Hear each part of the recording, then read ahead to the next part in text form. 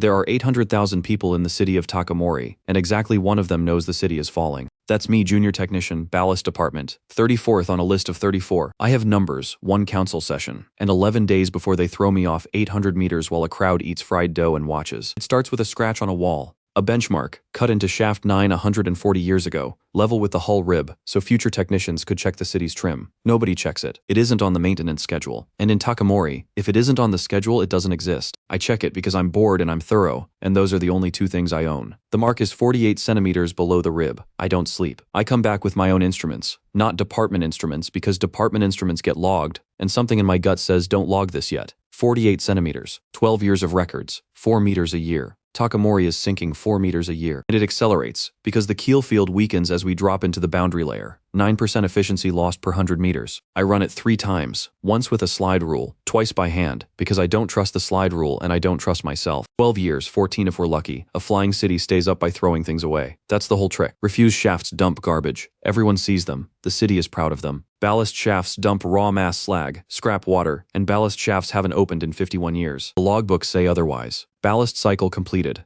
Mass released, signed, every quarter, for 51 years in 11 different hands. Clean, boring, fake, because I go and look at the actuator gears myself, and they have seized into solid rust. Those doors have not moved in half a century. You cannot fake rust. Somebody stopped dumping ballast. Somebody has been forging the record ever since, and I am the only man alive holding the number that kills 800,000 people. So I do what a junior technician is trained to do. I report it. The council chamber is a beautiful room, and I hate it within 4 minutes. I rehearse this into a mirror benchmark data, corrosion depth, the forged logs laid beside the rust that proves them false, 14 numbered pages. Then I notice. Nobody is writing anything down. 12 people and not one has asked a question. A man in the second seat studies the ceiling, and Counselor Todo, Department of Order, gray, calm, the kind of calm that makes your skin cold.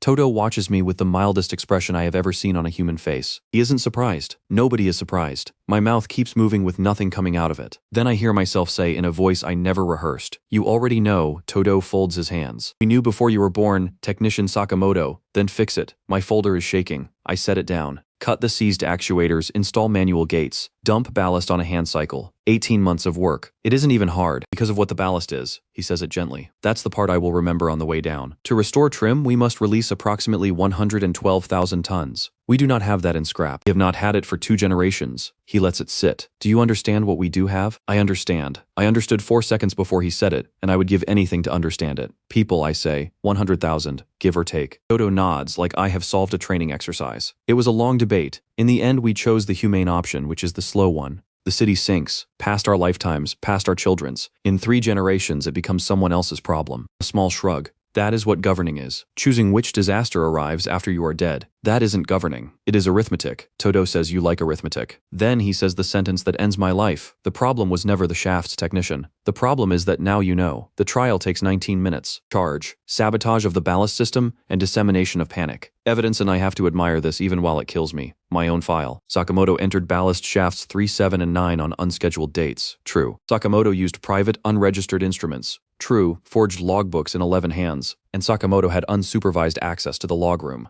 True. Every fact I gathered to save the city becomes a fact that proves I attacked it. My investigation is my confession. I built the case against myself with my own hands and handed it to them cleanly, in 14 numbered pages. Sitting in the cell, I catch myself thinking with something almost like admiration, next time design it so the evidence cannot be turned around. There is no next time up here. I file it anyway. Habit. Sentence. Drop. Drop day is the first Sunday of the month, and it is, I promise you, a nice day out. I hold it on lower square, over refuse cluster 2, because the doors are already there. The crowd comes early for good spots. There are vendors. A man selling fried dough with sugar on it is doing extremely well. Children sit on their father's shoulders to see over the heads. I count as they walk me out. It is what I do instead of screaming. 4 guards, 11 meters to the door lip. Crowd on the north rail, maybe 6 per square meter. A woman near the front holds a boy of 5 and explains me to him, patiently the way you explain weather. That man wanted to drop the city on the ground. That is why he is going down instead. The boy waves at me. He is 5. I don't blame him. I blame the woman a little. They walk me onto the hatch, 20 meters across, 2 leaves, and I stand on the seam. Here's where the guards and the crowd and the entire council of Takamori make the only mistake any of them make all day. They put me on door 3 doors. 1 through 9 look identical from above. Same leaves, same seam, same rail. From below, they are not door 3, is not a refuse hatch.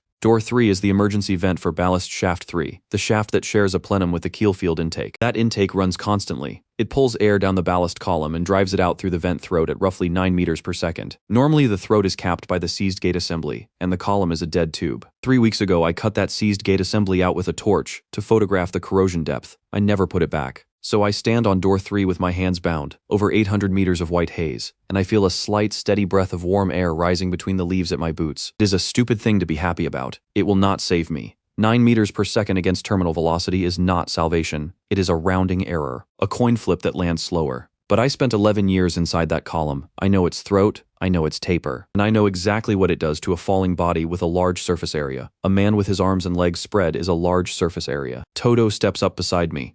He does it so the crowd can see. He speaks so only I can hear. Don't hope nobody has ever survived the drop. I look at him. Nobody has ever been dropped down an open ballast shaft. For half of 1 second, the mildest man in Takamori is not mild. His head snaps toward the number painted on the rail, 3, and I watch the arithmetic land behind his eyes, and I watch him open his mouth to stop it. The leaves split. The updraft hits me at the throat like a hand, and I do what 11 years in the shafts trained me to do. Arms out, legs out. Belly to the wind. You make yourself a sail, and you ride the column. The column is loud. It is a freight train made of air. I am not flying. I am not saved. I am simply falling more slowly than a stone. I fall for a long time. Long enough to see the underside of my own city sliding away and up. A rusted continent of hatches. Long enough to see the others hanging in the white like lamps in fog. Siryu, far east. Hachijo, a smudge on the south rim. 3 smaller ones between. Long enough to see what is underneath all of them. It is not empty. It is a plain of garbage 100 kilometers across, hills of it. Valleys. Black rivers running between. A haze over the middle the color of an old bruise. And smoke. Smoke means fire. Fire means hands. I have 3 seconds to understand that there are people down there, and then a mountain of textile out of the garment shaft comes up at me like a fist, and I stop understanding anything at all. Somewhere above and behind him in a warm room, Counselor Todo stands at a window with his hands behind his back. An aide has been reading disposal figures for some time. Have the ballast gate on shaft 3 replaced, Todo says. The aide stops. Sir, that shaft is this week. Yes, Counselor. A pause. Is there a concern? Todo watches the haze below, where the light does not reach, where nothing has ever come back from. No, he says. There is nothing down there. He believes it. That is the thing. He genuinely believes it. I wake up because breathing hurts. Not the ribs. That is there too. Left side. 2 of them, grinding when I inhale. This is different.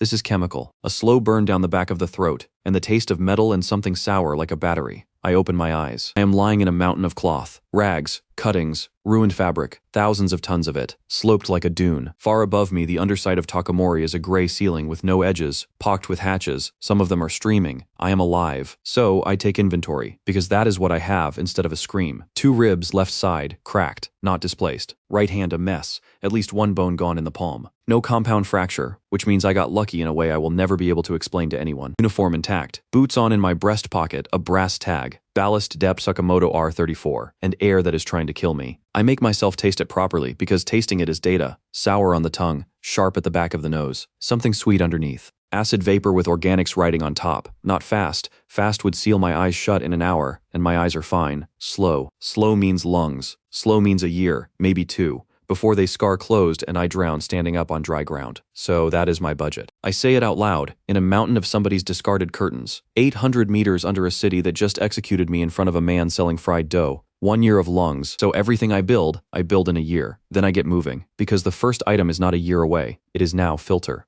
I need a filter. What I have is a garbage mountain, and a garbage mountain is a warehouse if you know the catalog. Cloth. Infinite. I am lying in it. Tight weave lining out of a bolt of ruined suiting. That is my substrate. Char. 40 meters east. A smolder pit that dumped hot and never went out. Charred wood, charred bone, charred God knows, charcoal adsorbs organic vapor. It is not a good filter. It is a filter. Binder. A slick of grease and rot where a kitchen shaft empties. It stinks so badly my eyes water, and it is exactly what I need. Something to hold the char dust in the weave, so I don't inhale the powder straight into the lungs I'm trying to save. 1 hour. I crush char between 2 slabs of concrete with my one working hand. I work the powder into the fat. I spread the paste between 2 layers of lining. Fold it. Tie it over my mouth with a strip of curtain. It is ugly. It stinks. It is the worst piece of engineering I have ever produced. I breathe through it. The sour drops. Not gone. Acid goes through char like it is not there, and I know that. And I'm already thinking about what neutralizes acid and where I would find it. But the burn is less. Version 1 terrible. Works. And something in me that has been screaming since the doors opened finally shuts up, because it has worked. Then I hear the wheels. They come over the ridge in a line, 6 of them dragging a cart on iron-shod wheels that shriek. Long poles with hooks. They fan out without a word.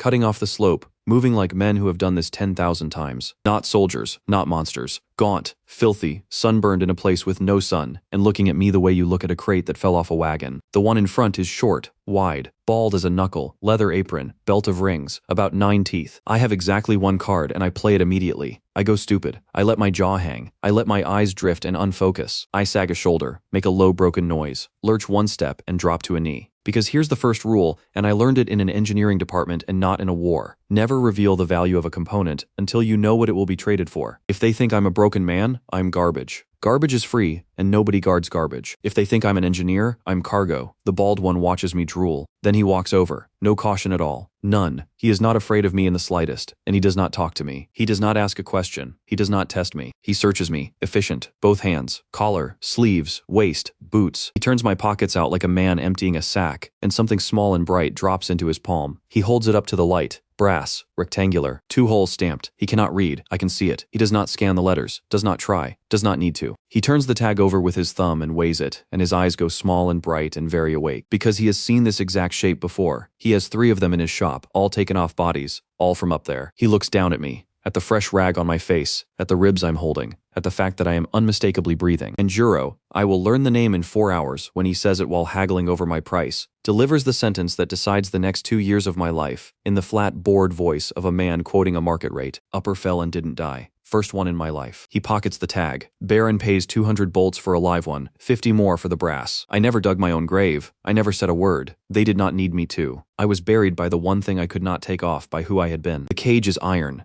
It squeals. The cart rolls north with me inside it, and a 60-minute filter on my face is the only thing I own in the world. So I do the only thing left. I sit, and I catalog. 2 days on that cart. I do not speak once, and I learn more about the yard than most people born here learn in a lifetime, because they grew up in it. And I arrived with fresh eyes and a habit of counting. The hatches open on a rhythm, not random. I watch 3 open across 2 days and start a tally on the cage floor in char. Everything trades in bolts, not coins. Bolts. An intact, threaded, undamaged bolt is currency, because nobody down here makes anything. And a bolt is the smallest unit of a thing that cannot be made. Everyone fears the Baron, and nobody says his name without looking around first. Everyone is thirsty. Every man on this cart drinks less than I would consider survivable. They drink from clay jars, and they pay for it. Then, on the second afternoon, a sound comes across the flats that puts the entire crew face down in a ditch. 4 machines. They come out of the haze doing 40, and they are not vehicles. They are arguments. Welded out of hull plate and pipe and hatch cover. Spiked. Chained. Coughing black smoke from stacks that should not work and clearly do.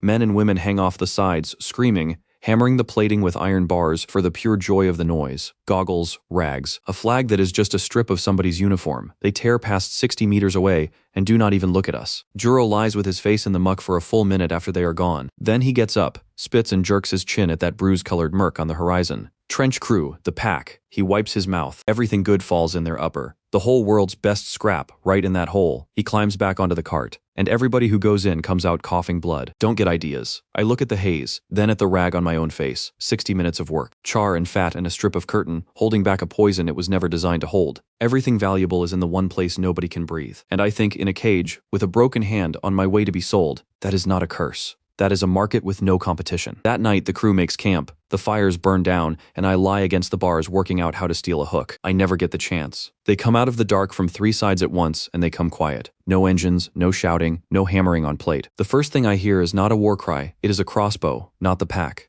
These ones know exactly what they are doing. The first bolt goes through the neck of the man sitting nearest my cage, and he does not make a sound. He just stops being a person and becomes a shape leaning against a wheel. That is when I learn the difference between noise and threat. The pack came past us yesterday doing 40, screaming, hammering iron bars on hull plate, and killed nobody. These ones come out of the dark without a word, and inside 11 seconds 3 of Juro's men are down. Noise is what you make when you want to be seen. Silence is what you make when you want to work. I press flat to the cage floor because a cage in a crossfire is a very stupid place to stand. I count. It is what I do instead of panicking. Bolts come from 3 arcs, northwest, northeast, 6 shooters minimum. I can hear 2 crank rhythms per side, and no man reloads that fast. They have the camp boxed on 3 faces and left the south open. That is not sloppiness. That is a door. They have decided where the scavengers will run. Juro understands it half a second after I do. He is a coward, but he is not slow, and he cuts 1 cart loose from the mules and drives it south through the gap with 3 survivors hanging off the tailboard. He does not look at me once. 200 bolts on legs. The find of his life, and he abandons me in 11 seconds because a cart he can push beats a prize he might not survive collecting. Honestly, correct decision.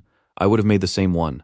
The dark closes around him. The camp goes quiet, and then people walk out of the garbage. They come in low and spread wide, weapons up, checking bodies with their boots as they pass. Layered scrap leather, long coats stiff with grease, faces wrapped to the eyes. Every one of them carries a hook, the same hook the scavengers use except theirs are honed on the inner curve. 6 fan around my cage, a 7th walks straight up and looks at me the way a butcher looks at a carcass on a rail. Not cruelty, assessment. 30, maybe 31. Narrow face, hard mouth, a scar that starts at the cheekbone and gives up before it gets anywhere interesting. One hand on a knife she has not drawn. Then she says, in a voice that has already run the numbers, say something. I could play stupid again. It worked so beautifully last time, I say. You came for me. Her eyes move a fraction. That is all. But she came within a meter of the cage and put her hands on the bars before she even looked at the cart. And nobody does that for cargo they don't care about. Why me? Because Juro talks. She lifts her chin at the corpse against the wheel. 2 days ago, he stood in Kanna's pit and told 9 people he had an upper who fell and didn't die. He wanted the price to go up. She glances at the wreck of the camp. It went up. She reaches through the bars and cuts my wrists free in one stroke, fast enough that I have no time to flinch. I think that is deliberate. Get out. I get out. My ribs scream. I hold my broken hand against my chest and stand in the firelight while 6 armed strangers look at the thing they just spent bolts to acquire. I decide to be very clear about what is happening, because pretending otherwise would be dangerous. Am I free? She almost laughs. It comes out as one breath through the nose. No. She sheathes the knife. You were Juro's cargo, now you're mine. One difference. She turns and walks, and one of hers puts a hand between my shoulder blades and pushes. I won't sell you, she says over her shoulder, as long as you're worth more than a buyer would pay. Her name is Ayako Morisaki. I get it out of a boy, 15, all elbows, talks like a burst pipe, who walks beside me for hours telling me things nobody asked him to tell me. You're the upper, the one who fell. Did you fall? What's it like? Is it true there's grass up there? There isn't grass up there. There isn't. He is genuinely devastated. Kanna says there's grass. Kanna's never been up there. Kanna's never been anywhere. He agrees cheerfully and keeps walking. His name is Haru. Nobody stops him talking, which tells me they gave up years ago. The old man on my other side has not said one word in 4 hours. 60 maybe. Hands like a bundle of tools left out in the rain. He walks with his shoulders forward, the way men do who spent 30 years leaning over something hot. Haru catches me looking. That's Tetsu. He doesn't talk. Ever. Talked once. 2 years ago. Haru thinks about it. Said no. We walk 11 hours and I spend all of them learning. Because information is the only thing I can steal in my condition. Ayako answers. Not from kindness. I watch her do it and I understand the logic. A tool that understands the job is worth more than a tool that doesn't. She is tuning me. How many cities? 6. She doesn't look back. Yours is Takamori. Big one. North, all the hatches on the belly. She points without breaking stride at other smudges high in the haze. Siryu East, Hachijo South, 3 small ones, nobody counts. 6 cities dumping into one place. They hate each other, she says. They still dump in the same hole. Rich men are like that. How do people get back up? Ayako stops walking. The whole column stops because she stopped. She turns and looks at me with an expression I will spend a long time learning to read. Not pity. Closer to the look you'd give a man who asked what color the number 7 is. Up, she repeats. To the cities, there must be a lift. A cargo line. There is no up. Flat. The way you'd say water is wet. No rope. No ladder. No road. Nobody has ever gone up. Nobody ever will. She starts walking again. The sky is the sky. Stop wasting the question. That is the whole conversation. Nobody down here dreams of going back because you cannot dream of a place with no door. They don't resent the cities. They don't plot against the cities. To them, Takamori is weather. I stand there 2 seconds with the last piece of my old life quietly dying in my chest. Then I follow. Because standing still is not a survival strategy. Fine. If there is no up, then there is only here. And here has a supply chain, a currency, and no engineers. I keep asking. She keeps answering. The Baron, Gendo Kurayama, Rust Baron, he owns the schedule. The what?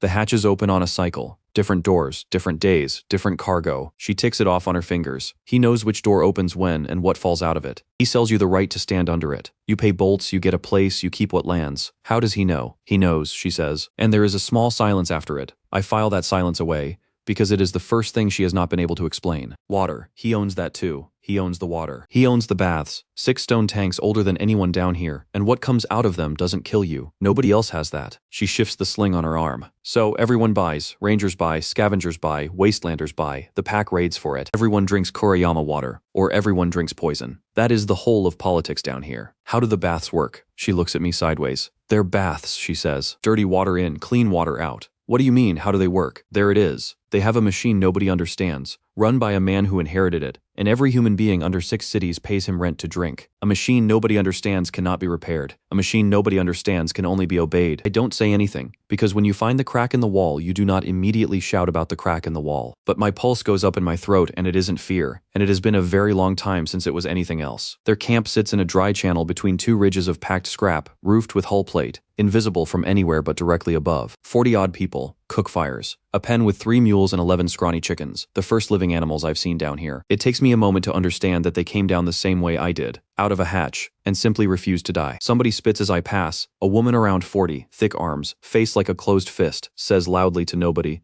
6 bolts of quarrels for a broken upper. Wonderful. Can he pull a cart? Hana, says Ayako, without heat. I'm only asking whether he can pull a cart.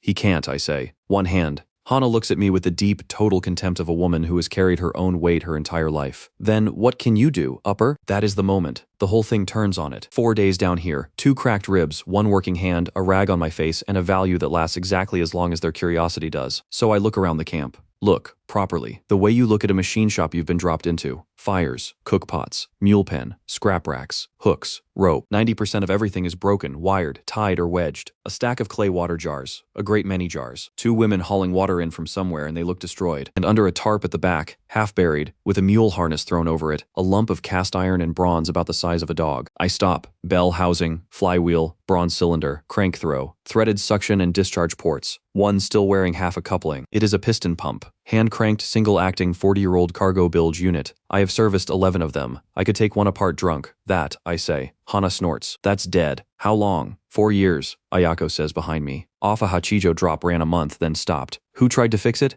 Everyone. What did they do? A pause. They hit it, she says. Here's why I'm about to gamble my entire future on a lump of scrap. You never get a second chance at being necessary. Right now I'm an interesting curiosity with a broken hand. In a week I am a mouth. In 2 weeks I am 6 bolts of wasted quarrels, and Hana will say so every single day until Ayako agrees with her. So I don't wait, I don't rest, I don't eat. I sit down beside that pump with a rag and a wedge of scrap iron, and I say it out loud to a woman who is currently deciding whether I'm worth my rations. 2 days. If it doesn't run, I'll pull a cart with one hand. Ayako looks at me a long moment. 2 days, she says. Day 1. I take it apart slower than it should be, broken right hand. So everything is left hand and teeth. Twice I nearly black out from the ribs. Haru, who has attached himself to me like a barnacle, turns bolts for me while narrating. At enormous length, a fish he once saw. 7 pieces, cylinder fine, bronze doesn't care, piston fine, crank fine, valve seats pitted but they'd hold. The diaphragm is gone. That's it. That's the whole thing. A circle of oiled leather 20 centimeters across, sitting between chamber and crank. 4 years ago, it rotted and split down the center like an old drumskin. The pump lost suction, and 40 people went back to carrying water 3 kilometers by hand, 10 of them every day, for 4 years. Because nobody knew that a pump is a piece of leather, and some geometry. I sit there holding 2 flakes of black rot in my palm, and I feel something I don't have a good word for. Not superiority. Closer to grief. They didn't fail because they were stupid. They failed because nobody ever told them what was inside. Day 2, I need leather. Not any leather. Flexible, thick, holds shape under repeated flex without tearing at the clamp ring, survives being wet forever. I ask Haru to bring me every piece of leather in the camp. He brings 9. Harness strap, too stiff, it'll crack. Belt too thin. Hide off somebody's coat, too dry, splits on the second stroke. 3 scraps I can't identify and a boot came off a drop 2 years ago, Haru says. Wrong size for anyone, so it went in the pile. An upper city boot, full height shaft, oiled, tanned soft on the inside for comfort. Because up in the cities we have the luxury of caring whether our ankles chafe. I hold it up. The shaft is one continuous curve of soft oiled water-cured hide, 22 centimeters wide, uncracked because it has spent 2 years in the dark under a pile of rags. Somewhere up there, a man threw away a boot because it pinched. I scribe the clamp ring with a nail, cut the diaphragm out in one circle, punch 8 bolt holes with a heated spike, grease the clamp faces and bolt it in. Reassemble, prime the chamber with a jar of filthy water. Sit back on my heels while a camp watches me and stops pretending it isn't watching. I turn the crank. Nothing. I turn it again. The piston strokes. A wet sucking sound comes out of the housing. Third stroke, water hits the discharge port and comes out of the pipe in a hard, ugly, gorgeous arc and catches Hannah square in the legs. 40 people make a sound I don't think I'll ever forget. Not cheering. Lower than cheering. It comes out of all of them at once. And it is the sound of human beings watching the size of their world change. Haru is screaming, running the length of the arc with his hands over his head, shrieking, "It's doing it, it's doing it," slipping in the mud, getting up, still screaming. Hana stands in the spray with her arms out from her sides,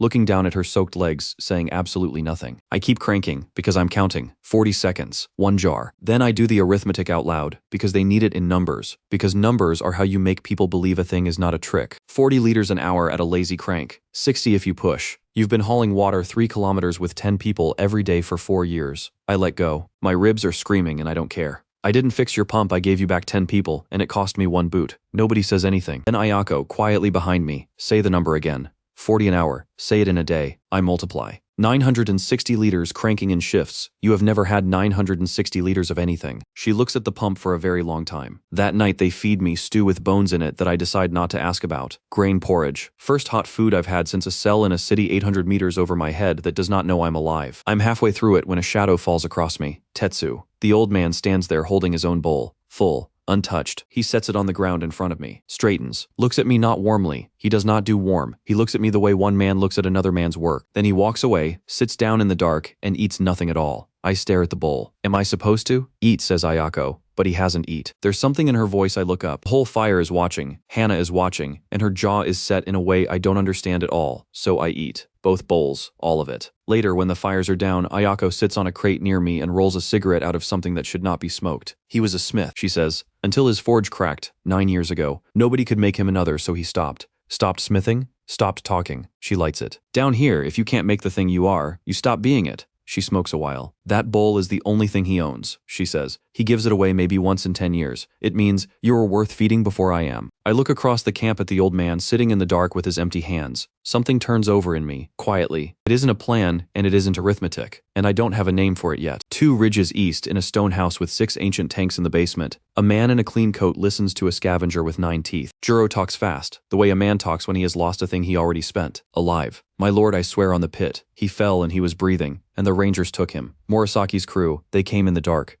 An upper, says Gendo Kuriyama, alive. The Baron is 60, not fat, not scarred. He does not raise his voice. He has the calm of a man who has not had to argue about whether he was correct in 40 years. He turns a brass tag over in his palm. He can't read it either. But he knows exactly what it is, and he knows exactly what it means that it fell out of the sky attached to a living man. Uppers do not survive the drop, he says. No, my lord. So either he is not an upper, Kuriyama says, or he did not drop. He closes his hand around the tag. Find out which, quietly. Do not touch Morisaki. He turns toward the stairs down to the tanks. And Juro, if he is what you say he is, do not damage him. Broken tools have no value to me. 2 days later, I'm sitting on the pump housing, watching the North Flats. Ayako comes and stands beside me. She does not sit. You should know what you've done, she says. I know what I've done. You've got water. Yes. And now we have something no other crew has. She looks out at the flats. Do you understand what that means down here? I say nothing, because I have understood it since roughly the 3rd stroke of the crank, and I have been trying not to. It means we are worth taking, she says. Before, we were 40 people with nothing. Now we are 40 people with a machine, and a man who can build machines. The Baron will hear. He hears everything. She looks down at me. So you will build, and every time you build, you make us more valuable. And every time you make us more valuable, you make us a target. That is the trade. There is no other trade. Then we build faster than he moves. She almost smiles. It's a terrible little expression, and I like it enormously. Everyone says that, she says, right before they find out how fast he moves. I sit with that. Then I ask the question I have been carrying since a man lay face down in a ditch and told me not to get ideas. The trench. Her head turns. Everything valuable falls in the trench, I say. Everyone agrees on it. It's the center of the yard. It's under all 6 cities. Every good thing in the world lands in that hole. So tell me why 40 starving people are 3 kilometers away hand-carrying water instead of standing in the richest place under the sky. 2 reasons. The pack is in there, and the air in there kills you. How fast? 10 minutes, you cough. An hour, you cough blood. A day, you don't come back. So it isn't the pack that stops people. It's the air. The pack stops people fine, she says grimly. But yes, the air stops everyone else. I look out at the bruise on the horizon, that murk, that great dead poisoned bowl in the middle of the world, where every valuable thing under 6 cities lands and rots, and nobody comes to take it. The richest place in existence, sealed by nothing but a bad atmosphere. And I feel the rag on my face char and rendered fat in a strip of curtain. 1 hour's work, cutting maybe a third of the burnout of the air. And I think about what charcoal does and what it doesn't do. And what would happen if you stopped making a rag and started making a machine? Ayako, what? What if you could breathe in there? She looks at me the way you look at a man who has just asked what color the number 7 is. You can't breathe in there. That isn't what I asked. I stand up. My ribs grind. I don't care. What if you could breathe in there through charcoal? Ayako gives me 11 days, 4 people, and 1 sentence. If you die in the trench, I lose a pump mechanic and gain nothing. Don't die, stupid. 11 days. That's the budget. That's all of it. I'll spend 3 of them burning wood, 4 of them failing, and one of them lying face down in slag coughing my own blood onto a piece of scrap iron. But I'll come out of that hole with a copper coil, and the copper coil is worth every second. Here's the problem, stated properly, because a problem stated properly is half solved and a problem stated badly is how you die. The air in the trench is doing two different things to me, and I have been treating it like one thing. Thing 1, organic vapor, rot, solvent, fuel residue, whatever the 6 cities pour into that hole. It's what makes the air sweet underneath the sour. Charcoal handles that. Charcoal is a sponge with a surface area the size of a field folded into a fistful, and organic molecules stick to it and stay stuck. Thing 2, acid vapor. That's the sour. That's the thing eating the back of my throat. And charcoal does absolutely nothing to acid. Nothing at all. Acid goes through char like a bolt through fog. I've been breathing through my rag for 11 days, and I'm still getting the burn, and I assumed the rag was just weak. The rag isn't weak. The rag is incomplete. That distinction is going to cost me a lung. Step 1, make real charcoal. The stuff in the smolder pit is garbage, half-burnt, ash-heavy, contaminated with whatever was underneath it. To adsorb properly, you need char burned without air. You cook the wood until everything volatile boils out of it, and what's left is carbon with a structure like a sponge. You need a sealed vessel. I find a 50-liter iron drum, punch one small vent hole in the lid, pack it with broken pallet wood, and bury it in a fire pit under coals. That'll just burn, Hana says. She has appointed herself my supervisor. She stands over every single thing I do with her arms folded, saying, that'll just burn. And that'll never hold, and you're wasting rope. It'll burn if air gets in. Air won't get in. Fire needs air. Fire outside the drum has air. Fire inside the drum has one hole. I seal the lid rim with wet clay. It doesn't burn. It cooks. Anna squints at the vent hole. So what comes out of the hole? Everything I don't want. 2 hours later, a jet of yellow smoke is roaring out of that vent like a struck match, and it's flammable. Haru gets too close and it lights off his torch, and there's a whoosh, and a 15-year-old boy runs across the camp with his eyebrows on fire, screaming with joy. I write that down, not the eyebrows. The flame, wood gas, burns clean. Free. I don't need it yet. I file it. Everything gets filed. 3 days in the pit. On the 4th morning, I crack the drum and pull out black wood that rings when I tap it, light as bone, black all the way through. Tetsu picks up a piece, turns it, taps it with a knuckle. Then he looks at me and gives one single slow nod. It's the first opinion anyone in this camp has offered me that I actually wanted. Step 2, build the thing. The MKI is not elegant. I want to be honest about that, because later people will tell the story like it worked the first time, and it didn't, and the difference matters. Shell. A steel work helmet off a drop, cut down to a face cup. It's ugly. It fits. Cartridge. A tin can. Actual tin can. A food can from the cities. And I have a brief unwelcome moment holding it, because I recognize the brand. I ate this in my apartment 2 weeks ago. I punch the base into a grid of holes, pack it with crushed char between 2 discs of cloth, and clamp the lid. Valves. 2 flaps of soft leather off a belt. One over the intake, one over the exhaust. Cut, so they lie flat, and lift on flow. Air goes in through the char. Air goes out around it. If they leak, the whole thing is decoration. Bellows. This is the part everyone gets wrong. A man breathing through a packed filter has to pull the air through a fistful of char. That's like sucking a lungful through a straw full of sand. You'd exhaust yourself in 10 minutes, so I don't make him pull. I make a machine push. Tetsu's old forge bellows cracked, folded in a corner, useless for a forge. I cut down, re-leather at the seams and strap to the chest, worked by an arm strap so that walking pumps it. Every step drives a little air through the cartridge and into the cup. Positive pressure. The mask blows outward. Bad air can't leak in, it gets pushed out. I put it on. I breathe. It works. In camp air, it works beautifully. Hana watches me walk in a circle, wheezing through a helmet with a tin can on the front, strapped to a dead forge bellows. You look, she says like an idiot. I look, I say, like a man with lungs. Ayako takes 6 of us to the trench rim at dawn. The rim is a slope of compacted scrap that runs down for maybe 80 meters into that bruise-colored haze. And standing there looking into it, I finally understand the scale of what everyone's been dancing around. It's a bowl, kilometers across. All 6 cities are up there in the fog, and this is the low point of the whole yard. And for 300 years, everything they threw away that was heavy, or dense, or valuable, rolled downhill and settled here. You can see it even through the haze. There's copper in there. There's machinery in there. There's a wrecked cargo hopper the size of a house, and there's nobody in it. Kilometers of the richest ground in the world, and it is empty, and the only thing guarding it is bad air. 6 minutes, Ayako says. What? 6 minutes. Then you come out. I don't care what you find. I have 4 hours of char in this. 6 minutes. She isn't asking. Because you don't know what you have, you think you know. I go down the slope. Minute 1. The mask holds. Ayako is a shape at the rim behind me. The bellows works on my chest with every step. Huff, huff. And the air in the cup is clean. It's clean. It's genuinely clean. And I'm walking into the richest square kilometer under the sky. And I want to laugh. Minute 2. Copper. Right there. Half out of the muck. A coiled tube. Maybe 4 meters of it, green with corrosion and perfect, a condenser coil out of a cooling unit. I get both hands on it and start pulling. Minute 3, my eyes are watering. That's normal, the haze is thick. Minute 4, my throat itches. That is not normal. I stop. I stand very still with 4 meters of copper in my hands, and I do the thing I should have done 6 days ago, which is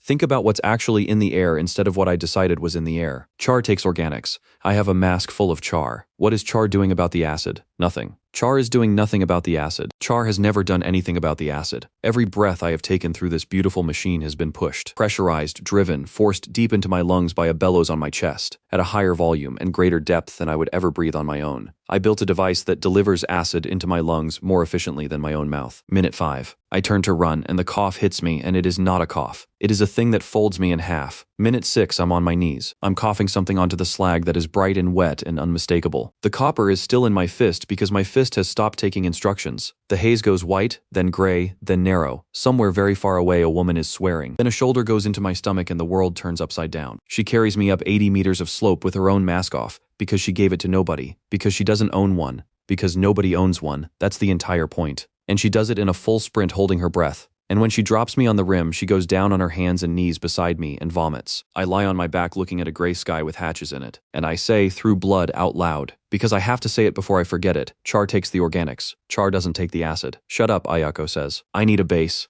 Acid is a base problem. I need alkali. Shut up. She grabs the front of my shirt and hauls me up until my face is 20 centimeters from hers, and she is gray, and she is shaking, and there is bile on her chin. You said it worked, she says. It did work. It worked on the wrong problem. I have 39 people, she says very quietly. And I told them the upper knows what he is doing. She lets go. I drop. She walks away and doesn't look at me for 3 days. Here's the part I want to be very clear about, because it's the only part that matters. I don't sit in the dark and hate myself. Self-hatred is a solvent. It dissolves the thing you need, which is the ability to look directly at your own mistake without flinching, take it apart, and find the specific broken component. The specific broken component was not my courage or my worth or my right to exist. It was that I confused a symptom for a mechanism. That's it. That's the whole failure. It's fixable. So I lie on my back for 2 days with a chest full of broken glass, and I fix it. MKI acid needs alkali. Alkali means base. Base means, what do I have? Ash. Wood. Ash leached in water gives lye. Lye is a base. Soak cloth in lye. Dry it, and you have a sheet that will neutralize acid vapor on contact. I make it. I layer it in behind the char. Char first, takes the organics. Lye cloth second, takes the acid. 2-stage. Elegant. I'm actually proud of it. I test it in a sealed tin with a smoking sample of trench muck, breathing through a tube like a lunatic, with Haru holding a lamp and narrating. It works for 18 minutes. Then it stops working, and I open the cartridge, and the lye cloth has eaten itself. The lye is a base, yes. Strong enough to neutralize the acid, and strong enough to destroy the cellulose it's sitting on. It hydrolyzed the cloth. In 20 minutes it turned my filter into gray sludge. Correct chemistry? Wrong carrier. I sit there with a can of gray sludge, and I actually start laughing, and my ribs make me stop. I need a base that isn't aggressive. Something that neutralizes acid slowly, sits stable, doesn't attack its own housing, and comes in enormous quantity for free. I need lime. I find it on day 9, and I find it because Juro told me where it was without knowing he had. 2 days in a cage, and I cataloged the drops. Construction shaft, northeast quadrant, building spoil, broken concrete, mortar, plaster, and lime. The city's dumped tons of it, and nobody down here has ever had a single use for it. So it sits in a white hill, and it has sat in a white hill for 300 years. I take a mule in 2 hours and I come back with 60 kilos of it. MKIII, 2 cartridges, not 1. Cartridge 1, char packed tight, takes organics. Cartridge 2, crushed lime, coarse, has to be coarse, or it packs and you can't pull air through it, takes acid. The valves get remade in doubled leather. The bellows gets a proper return, spring off a wrecked chair. I test it in the tin, 40 minutes, no degradation. I test it on the rim, 2 hours. Cartridge 1 starts to load.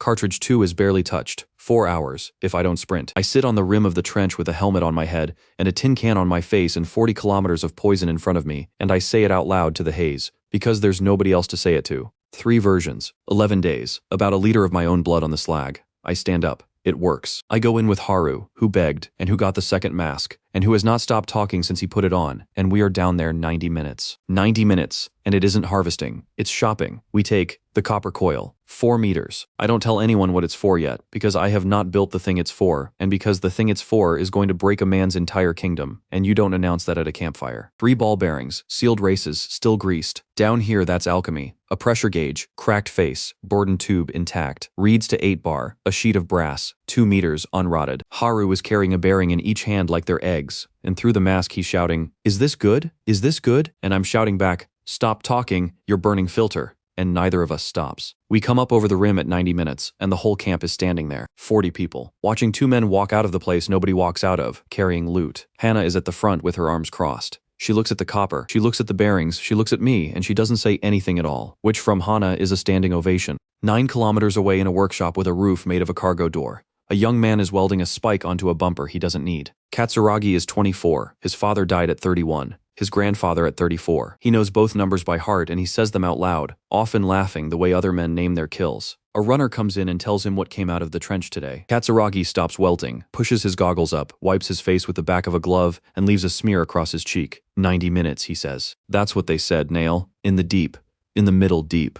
Yes. Nobody in the pack goes 90 minutes into the middle deep. The pack goes 20. 20, and then out, and then you cough for 2 days, and you're fine, mostly. And by 30, you're dead. And that is the deal. That has always been the deal. That is the deal his father took, and his father's father took. Katsuragi looks at the wall for a while. Then he grins, wide, delighted, genuinely delighted, and it is the most dangerous expression on the entire yard. Get the truck, he says. They come out of the haze in a straight line and they stop 30 paces from me, and the sound of 4 engines shutting down at once is the loudest silence I have ever heard. The lead machine is a horror. Hull plate and pipe and hatch cover welded by someone who cared enormously about how it looked, and not at all about whether it should exist. Chains, spikes it doesn't need, a chimney stack that coughs black. A man swings down off the running board and walks toward me with his hands in his pockets. Tall, thin as a rail, goggles pushed up on his forehead, a jacket sewn out of hose sections. Nails, actual nails hammered through the shoulder pads and bent flat so they stick out like a crown he made in a bad mood. Behind me, 40 rangers put their hands on their weapons. Don't, Ayako says quietly. The man stops 4 meters away and looks at my face. Not at me, at the mask. He looks at it for a long, long time. He looks at the helmet, and the tin cans, and the double valve, and the bellows strapped to my chest, and I watch him take the entire thing apart with his eyes and understand exactly what it is. You're breathing, he says. Yes. No. No. He steps closer. He's delighted. Look at you. Look at you. You're breathing. He goes down on one knee right there in front of me, in the muck, to get his eyes level with the cartridges, and he studies them like a man reading a letter. 90 minutes in the middle deep, he says. That true? Yes. How long could you do? 4 hours, he laughs. It's a real laugh, an open one. He stands up and looks back at his people on the trucks and jerks a thumb at me. 4 hours, he shouts. Somebody on the trucks whoops. Then he turns back and everything friendly goes out of his face without a single muscle moving, which is a trick I have never seen before and hope never to see again. Now listen to me, Upper. He puts one finger up. We live 10 years down there. You know why? Because down there is everything. Every good thing under 6 cities rolls into that hole. All of it. The copper, the steel, the engines, the treasure. He spreads his arms. We go in. We take it. We cough up blood. We die at 30. And in 10 years I will take out more than your whole camp of dirt crawlers will scrape off the flats in 100.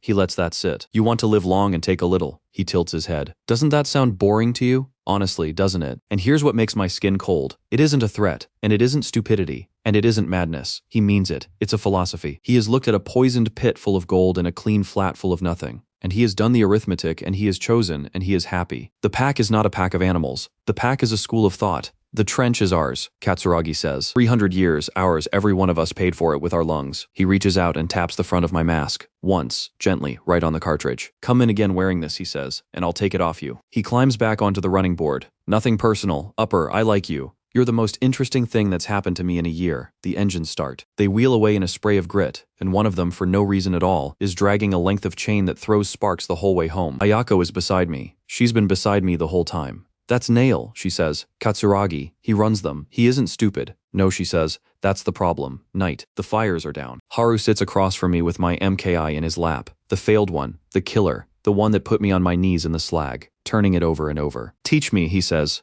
I look up, not to use it. He's serious for once. It's unnerving. To make it, the burning, the drum, the cans, all of it. Teach me. I open my mouth to say later, and then I stop, because something drops into place in my head so hard I can almost hear it. 1 mask is a man who can go into the trench. 10 masks is a crew. 100 masks is a labor force, standing in the richest ground under the sky, and every kilo they carry out is a kilo the Baron doesn't control, and every bolt they earn is a bolt he doesn't tax. Kurayama sells water. He sells standing room. He sells the right to catch what the sky throws away. But he has never sold air. He can't. He doesn't have any. He doesn't understand air. Nobody down here understands air. They've been treating it as weather for 300 years as a thing that simply is, like the sky with no road in it. And I can make it. Out of burnt wood and construction spoil, and a can somebody threw away because they'd finished the beans. I look at the fire. I do the arithmetic out loud, quietly, mostly to myself. 1 mask is me. Haru waits. 100 masks, I say, is the one thing the Baron doesn't own. Haru grins at me across the coals. 15 years old. No eyebrows. Holding a machine that nearly killed a man. So can I have the drum, he says? Or what? Ayako wants me to make more masks. I tell her no. It's the morning after the pack drove off and 40 people are standing around a fire looking at me like I'm a vending machine.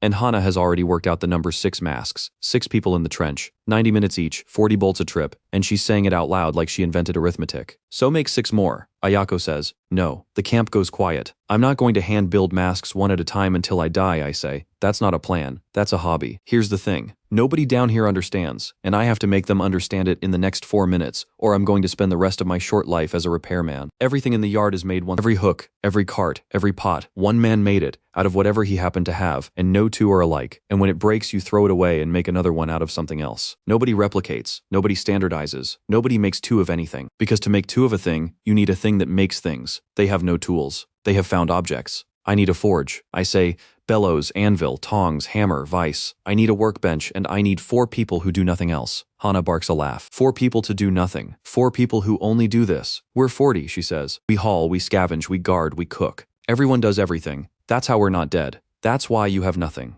That lands. I watch it land and I keep going, because I'm not going to get a better opening. 10 of you carried water for 4 years because nobody had a piece of leather and a bench to cut it on. Not because you're weak, because you're spread. Everybody doing everything means nobody gets good at anything, and nobody who's good at nothing ever builds a tool. I point at the pump. That took me 2 days. If I'd had a workshop, it would have taken 2 hours. Ayako has not said a word this entire time. She's standing with one hand on the pump housing. She does that now, I've noticed. She touches it when she's thinking, and she is looking at me with an expression I can't read at all. A month, she says? What? You get your forge. You get your 4 people. You get a month. She takes her hand off the pump. At the end of the month, I want to be holding something in my hands that no other crew under 6 cities has. Not a promise. Not a drawing. A thing. And if you're not, then I sell you to Kurayama and I use the 200 bolts to buy water for a year. She says it without a flicker. I'm not a charity upper. I'm 40 mouths. Do the arithmetic yourself. You like it. I do the arithmetic myself. She's right. A month, I say. A forge is 4 problems. Problem 1, contain the fire. I need a hearth that holds heat instead of throwing it at the sky. Everyone down here builds fires in pits, which is the worst possible geometry. The heat goes up and out and you spend it on nothing. I take an iron drum, cut it down to a third, and line it with clay from the wet channel bed. Not just packed clay. Clay mixed with ash and chopped straw, so it doesn't crack when it dries. 30 centimeters deep, curved bowl, 1 hole low in the side. Fire in a bowl reflects into itself. Same fuel, 3 times the heat. Problem 2, force the air. Fire without air is a campfire. Fire with forced air is a tool. That's the entire difference between warming your hands and melting iron. I cut down another set of forge bellows from the drop pile, releather the folds with boot hide.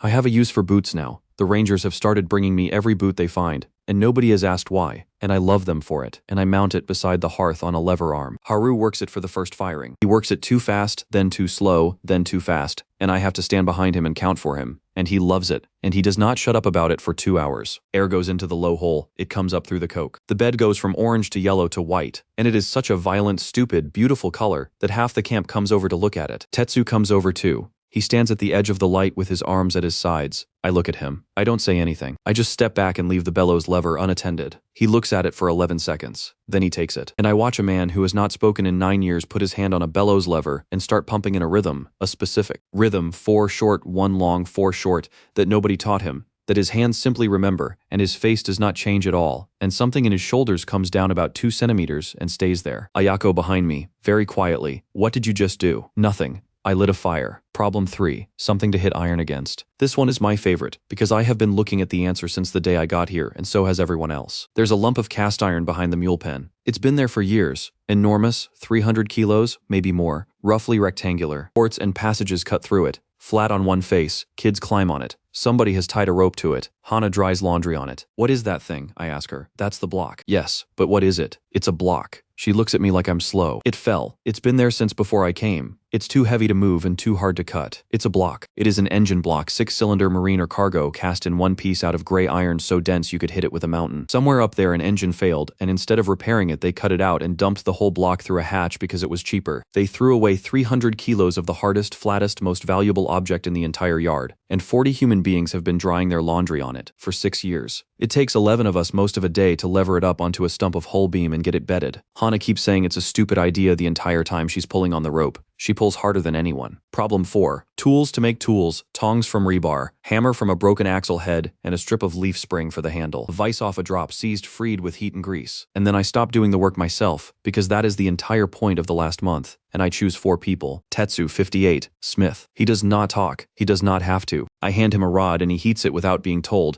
at the correct part of the fire, and he turns it a quarter rotation between blows without ever once looking at what his hands are doing. His body knows things his mouth has forgotten how to say. On day 3 he takes the hammer out of my hand. Not rudely, he simply removes it, and shows me with 2 blows that I have been drawing the taper wrong for 9 years. I let him Haru 15. Ruins everything he touches, burns 3 cartridges to slag, drops a hot bar and sets fire to a tarp. He is also the only one who asks why, every single time, every step. Why does the clay crack? Why does the air go in the bottom? Why does it turn white before it turns red? And a man who asks why is worth 10 men who don't. Mizuki, 34. She has never volunteered a single word since I arrived. She's there on the first morning, sitting at the bench waiting. I give her the fiddly work, cutting valve leathers, punching the cartridge grids, packing the char. Her cuts are perfect, not good, perfect. Every valve leather she makes is within a hair of every other one. And when I check them against each other, they stack like coins. Where did you learn this? She shrugs. Was it? She shakes her head, once, and keeps working. And that's the end of the interview. Later, Ayako tells me Mizuki spent 19 years sorting dropfall for a scavenger crew that paid her in food.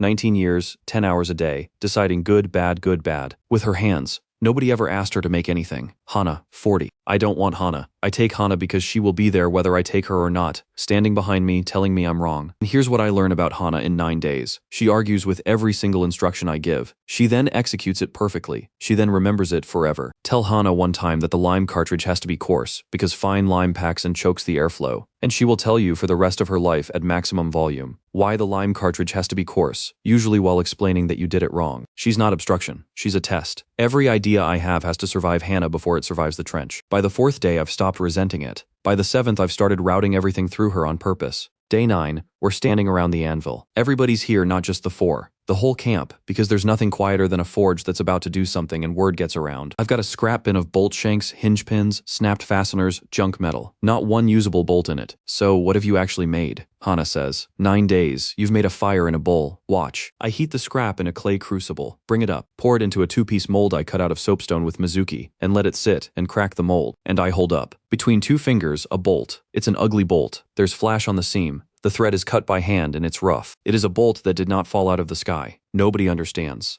That's the thing. I hold it up and I can see them not understanding. 40 people looking at a piece of metal roughly the size of a finger joint, and Hana opens her mouth to say something withering. So I say it for them. Bolts are money. Silence. That's your currency. A bolt. And why is a bolt money? I turn it in the firelight. Because you can't make one. Because nobody under 6 cities can make one. Because every bolt in the yard fell out of a hatch, and when it's stripped or rusted through, it's gone forever. And there are fewer of them every year than there were the year before. I put it on the anvil. You have been living inside a currency that only ever shrinks. Every trade you have ever made, every day of your life, was a fight over a pile that gets smaller. I pick up the crucible and tip it, and a thin line of molten metal runs out and hits the sand and sets. I just made money out of garbage. Nobody cheers. It is not that kind of moment. It is quieter and much worse than cheering, and Ayako, standing at the back, watches it happen to her people one face at a time. She watches Hana stop mid-sentence. She watches Tetsu pick the bolt up off the anvil and turn it over and set it down again, very gently, the way you handle something you don't want to be responsible for breaking. She watches 40 men and women slowly understand that the thing they have been fighting each other over for 3 centuries, the pile, the shrinking pile, the whole grim arithmetic of a world where everything only ever runs out, is a decision somebody made and not a law of the sky. And Ayako Morisaki, who has run a ranger crew for 11 years by never once in her life believing in anything, feels something turn over in her chest and immediately distrusts it. Day 11 to day 20, we build masks, not one at a time, in a line. Tetsu cuts and forms the shells. Mizuki does valves and grids. She makes 40 valves before we need 6, because I asked her to make 6 and she made 40 and did not mention it. Haru burns char and burns his hands and burns a tarp. Hana packs cartridges and tells me the lime is too fine and is right about it. 6 masks in 9 days. I set them on the bench in a row. They are identical. That is the part nobody notices. And it is the only part that matters. 6 masks. Same shell, same cartridge diameter, same valve leather, same bellows throw. If one cracks, you take the part off another. If one man dies, his cartridge fits the next man's mask. Nothing else in the yard is like that. Ayako comes on the 21st day. I have the arithmetic ready because she'll want it, because she is exactly the kind of person who wants it. 3 days of work in 1 mask, I say. 1 trench trip in a mask brings back 40 bolts of scrap. Low estimate. A mask lasts a month before the cartridges load out, and the cartridges are refillable. New char, new lime, 30 minutes and it's a new mask. So it pays for itself in 1 trip. I let that sit. Everything after that is profit. Forever. She picks one up, turns it over. 6 masks, she says. 6 people in the trench. 90 minutes, 3 times a week. More, they can do 4 hours. I'd start at 2. That's, she stops and does it in her head. She does it fast. That's more scrap in a week than we take off the flats in a season. Yes. That's more scrap than we can carry. Yes. I take the mask out of her hands and put it back in the row. That's the actual problem now. You've stopped having a finding problem. You have a hauling problem. That's a different machine and I'll build it next. Ayako looks at the row of 6 masks for a long moment. I didn't find a resource, I say, mostly to myself, because I want to hear it out loud. I built a multiplier. That night, somebody breaks out something fermented that I decide not to investigate, and there is a fire, and there is noise. Haru has forged a bolt. It is a terrible bolt. It's bent. The head is off-center. The thread is a spiral suggestion. He made it himself, entirely without permission, while I was asleep, and he is currently walking around the fire holding it above his head like a relic recovered from a temple, showing it to every single person in the camp, including people who have already seen it twice. Look at it, he informs Hana. I've looked at it. Look at it again. Hana looks at it again. Her face does something complicated. It's bent. Yes. Tetsu takes it out of his hand. The whole fire goes quiet, because Tetsu does not participate in things. The old man turns the bolt in his fingers, looks at the bend, reaches behind him without looking, picks up a hammer, sets the bolt on a flat stone and gives it 2 taps. 2. Then he hands it back, straight, and Hana laughs. It comes out of her like something breaking loose. She laughs so hard she has to sit down on a crate, and she waves a hand at Haru's face, at Tetsu's total blankness, at the bolt, and she can't get any words out. And Haru starts laughing too, and then he goes back to showing the bolt to people who have already seen it. Mizuki at the edge of the fire is smiling. I have never seen it before. I catch it for about 2 seconds before she notices me looking and it goes away. I sit back on my heels and look at the forge. The coals are down to red. The bellows is folded. The engine block sits there with a hammer resting on it, and there's a row of 6 identical masks on a bench, and there's a mold and a crucible and a rack of tongs somebody made today. 3 weeks ago there was nothing here, not less, nothing. This was a channel in a scrap heap with 40 people in it, and now it's a place that makes things. And I think about a room 800 meters over my head, with 12 people in it who wouldn't look up, and a list with 34 names on it, and my name at the bottom. 34th, every year, never 33rd. Down here I am the only one, not the best, the only. There is no list. There is nobody above me and nobody below me. There is a fire, and 4 people who will build whatever I can draw, and an entire world that has never once had a machine shop. I sit at a forge I built out of a barrel, and I say it out loud, to nobody, quietly, because I need to know that I mean it. I don't want to go back up. The fire pops. I want a bigger forge. Ayako gets in 3 days later, off a run to the trading pit, and she doesn't dismount. She rides straight through the camp to the forge and swings down in front of me while the mule is still moving. 200 bolts, she says. What? That's the price. Kuriyama's put it out to every pit,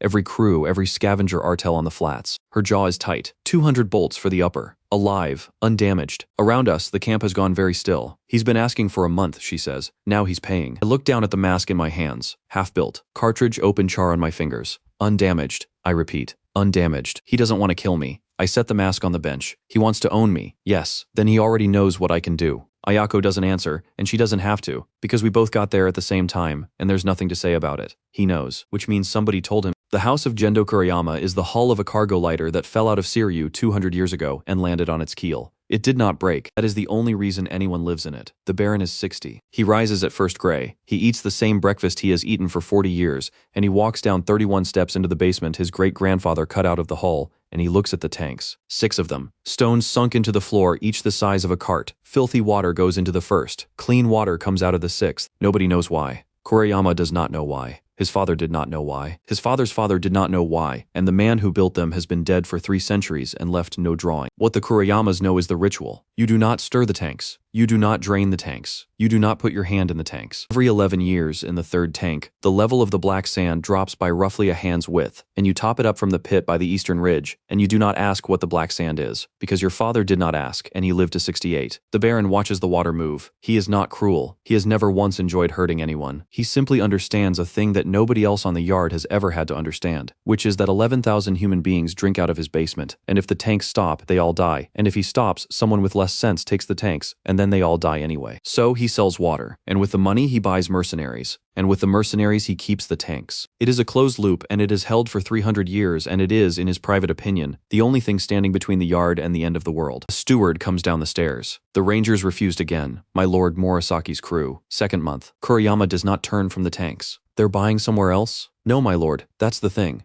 The steward hesitates. They're not buying at all. And for the first time in 11 years, Gendo Kuriyama feels something he has to stop and identify, because it has been so long that he does not immediately recognize it. It is fear. I don't want to fight the Baron. I want to make him irrelevant. You don't take a monopoly by force, you take it by supply. A man who owns the only water in the world is a king. A man who owns some of the water is a merchant. All I have to do is turn him from the first thing into the second thing, and everything else follows. And the beautiful part, the part I keep turning over in my hands at night like a coin, is that he has already done the hard part for me. He proved there's clean water down here. He just doesn't know how he's making it. Distillation is not a technology, it's a fact. You heat dirty water. Water boils at 100. Most of what's in the water, salts, metals, grit, half the poisons in the yard does not boil at 100. So the water leaves and the filth stays. Then you catch the steam and cool it, and it comes back as water, and it comes back clean, and there is nothing to understand and nothing to invent. It has been true since before there were people to be true at. The cities have never told anyone down here, not out of malice. It never occurred to them. Why would you explain boiling to garbage? 4 components: boiler, a sealed vessel, fire underneath, somewhere for the steam to leave, condenser. My copper coil, 4 meters of it out of the trench. Steam goes in hot, comes out the other end as liquid, cooling. The coil has to shed heat, or it just passes steam straight through. So, a cooling tower, a frame wrapped in sacking, kept soaked, with the coil running down through it. Water evaporating off the cloth pulls heat out of the copper. Free, costs nothing, works forever. Feedstock. And here's the joke. I don't need a spring. I don't need a well. I need the worst. Water in the yard. And there are lakes of it. The black channels. The runoff. The standing sumps that everybody walks around because a dog drank from one and died in the road. The stuff nobody wants. The stuff that's free. I want that to be very clear because it's the entire idea. I'm about to break the richest man under 6 cities using an ingredient he could not give away. We build in 6 days. Tetsu builds the firebox. He does not need to be told anything about a firebox. He just needs to be handed one. And Mizuki wraps the cooling tower and packs the joints. And Haru is sent for water from the black sump and comes back retching and is sent again. Hana argues about all of it. You're going to boil poison and then drink it. I'm going to boil poison and drink the steam. Steam of poison is poison steam. Steam of poison is water. Hana, the poison stays in the pot. Then why isn't there poison in the pot when you boil stew? She demands. And I open my mouth and nothing comes out for 4 full seconds, because that is unfortunately an extremely good question. There is, I say slowly. That's why the bottom of the pot goes crusty. Hana stares at me. Huh, she says. And that's it. That's all it takes. She goes back to work and I hear her, 20 minutes later, explaining to 2 rangers why the bottom of the pot goes crusty, at volume as though she'd worked it out herself. Which, honestly, she sort of did. For the boiler I use a cistern. It came off a drop years ago. A steel tank, maybe 200 liters, riveted, with a bad dent in one side and rust blooming around the seam. I look at it for about 90 seconds. Here's what I think. It held water. Water is heavy. It held water for years. It's fine. Here's what I do not do. I do not test it. Testing means filling it with cold water, capping it, and pressurizing it slowly with the bellows while standing behind a wall and watching for weep. It's 4 hours of work. It's the most boring 4 hours in engineering, and everyone skips it and nobody should ever skip it. I skip it. I skip it because Ayako's month has 11 days left in it. I skip it because 200 bolts are on my head and the whole camp knows. I skip it because I want to hold clean water in my hands, now. I am in a hurry. I want to write down what that sentence costs, so I never have to learn it twice. Day 7, first firing. The tank sits on the firebox, coil out the top, down through the cooling tower, cold sump water in filthy black as tar, fire lit. 11 people watch it. Sora is one of them. Sora is 19. He's the one who carries water. He has carried water for this camp since he was 3 kilometers, both directions 10 hours a day, and when the pump came back he cried, and I did not know how to react and pretended not to see. He's standing on the left side of the boiler with his hands in his sleeves. The tank starts to tick as it heats. That's normal. Metal expands. The tick gets faster. That is also normal, and I tell myself it is normal, and it is, right up until it isn't. Because a boiler is not a pot. A pot is open. A pot cannot hurt you. A boiler is a closed vessel, and when water becomes steam, it takes up 1,600 times the volume. And if the steam can't get out fast enough through my coil, and my coil, my beautiful 4-meter trench salvaged coil is narrow, then the pressure goes into the walls of the tank, and the walls of the tank are riveted, and one seam of them is rusted. I hear the note change. That's the only warning. The ticking becomes a hum, a low one, a sound like a held breath. And I have been in maintenance shafts for 11 years, and my body knows that sound before my brain does, and I am already turning, and my mouth is already open. The seam lets go. It doesn't explode outward like a bomb. It's worse than that. It unzips. The rusted seam splits down 80 centimeters in about 1/100th of a second, and 200 liters of water at 130 degrees becomes steam all at once, and it comes out of that split as a flat white blade. It goes left. The tank rocks back on the firebox with a sound like a struck bell. The coil rips loose and whips into the cooling tower and takes the whole frame down. Something metal goes past my head hard enough that I feel the air on my ear. And on the left side of the boiler, Sora does not have time to make a sound. There is no dramatic moment. That's what I need to say. It's not slow, nobody screams a name, there's no last look. There's a bang, and then there's white fog, and then there's Haru shrieking, and then the fog thins out, and there's a 19-year-old boy lying against a scrap rack 6 meters away, and his skin is the wrong color everywhere, and he is very obviously, completely dead. And he was standing 4 steps to the left of where I was standing. That's all. That is the entire event. Hana gets to me first. She hits me. Open hand, full swing, and I don't block it because I don't think to. And the second one is a fist, and I do not block that either. You said it was safe. I never said. You said. She can't get the air. She's got both hands in my shirt. You said it works, you said it works, you stood there and you said it works. Somebody pulls her off. 2 of them. She's still shouting. He was 19, Ayako doesn't come. That's the part. Ayako stands 12 meters away with her arms at her sides, looking at the boy against the scrap rack. And she does not shout, and she does not accuse me, and she does not say a single word to me, that hour, or that day. And it is so much worse than being hit, that I would genuinely rather Hana had killed me. I do not defend myself. There's a version of this where I explain to them about steam volume and rust and seam failure and how boilers work, and it's all true, and every word of it would be an attempt to move the weight of a dead boy off my chest and put it somewhere else. The weight goes where it goes. I sit down on the ground next to the wreck of the boiler at about midnight, and I take out a flat piece of brass and a scribe, and I cut one word into it, Sora. Then I get up and I go and I build the thing I should have built on day 1, 2 components. Neither of them is difficult. Neither of them is expensive. Both of them existed before I was born. Safety valve, a weighted lever over a hole in the boiler lid. When the pressure inside exceeds what the weight can hold, the valve lifts and vents. That's it. That's the whole machine. A lever and a rock. When the boiler is angry, it screams and lets go instead of killing whoever is standing on the left. Pressure gauge. The cracked burden gauge I pulled out of the trench in part 3. The one I put on a shelf because I didn't have anything to measure. I clean it, reseal the face with resin, plumb it into the lid. Now I can see what the boiler is doing. For 6 days I had a machine that could kill, and no way to know when it was about to. That's not an accident. That's a design decision I made by not making it. The second boiler is smaller. 2 thin wall barrels, seam welded by Tetsu, tested cold at 4 bar for 6 hours with the whole camp told to stay away from it, and then tested again. It runs on the 9th day. Sump water goes in, black, oily, the kind of water that kills a mule. The fire burns, the coil steams, the tower drips, and out of the end of 4 meters of trench copper into a clay jar comes a thin, clear thread of water, 60 liters a day. I let it fill the jar. Nobody talks. Then I pour a cup, and I don't drink it. Because it is not mine to drink first. I hold it out to Tetsu. He takes it, he looks at it, he drinks the whole thing in one go. The way men drink who have never had enough of anything. And then he stands there. He stands there for 11 seconds holding an empty cup with an expression on his face I have never seen on a human being. There's no taste, he says. The whole camp turns. 58 years old, and it is the second sentence he has spoken in 9 years, and his voice is like a hinge nobody oiled. There's no taste, he says again louder, and he is looking at me and his eyes are wet and furious, like the water has personally insulted him. Water tastes like iron. Water has always tasted like iron. My whole life. He stops. He looks down into the empty cup for a long moment, then he holds it out for another one. Furiyama's water traders come 11 days later. 2 carts, 6 men, 40 bladders. They come every month. They have come every month for as long as anyone here has been alive, and the arithmetic is always the same. You buy or you drink out of the channel and cough blood for a week. Ayako walks out to meet them. She's got a clay jug in one hand. The head trader starts his line. Rates gone up, my lord's costs. Be reasonable. And Ayako doesn't answer him. She reaches into the nearest cart, takes out a full water bladder, walks 4 steps, and empties it onto the ground. Then the next one, then the next one. She empties 9 bladders of the Baron's water into the dirt in front of 6 of the Baron's men,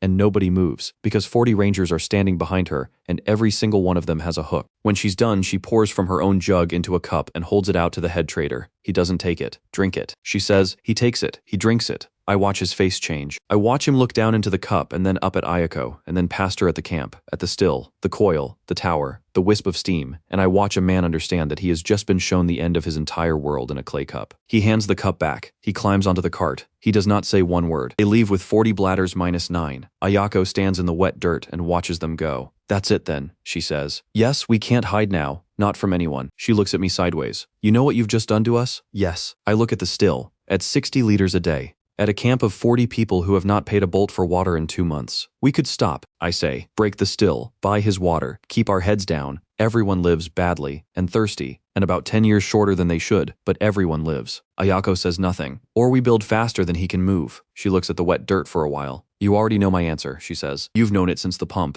Word crosses the yard the way water crosses a floor, slowly, then everywhere at once. In the trading pits, in the scavenger artels, in the wasteland shanties where people drink out of standing sumps because they cannot afford anything else, one sentence goes around and around. Murasaki poured the Baron's water on the ground. Not fought, not stole, not begged. Poured it out. Like it was worth nothing. 11,000 people who have paid rent on their own thirst for 300 years hear that sentence and cannot stop repeating it, and not one of them can explain why it makes their hands shake. Haru comes back from a scout run 8 days later with something under his coat and a look on his face like he's swallowed a live animal. "Don't be angry," he says. "What did you do? Don't be angry." He puts it on the bench. It's a cylinder. Bronze, about the length of my forearm, threaded at both ends, with a fine mesh screen crusted over one face. "I was at the pit," he says very fast. "There was a man selling scrap out of the Baron's house. Old scrap. He said they pulled it out of the tank when they cleaned them, and I thought, well, you always want to know what's inside. I'm already unscrewing it. The cap fights me. Tetsu takes it, puts it in the vise, and cracks it in one turn. I tip it out onto the bench.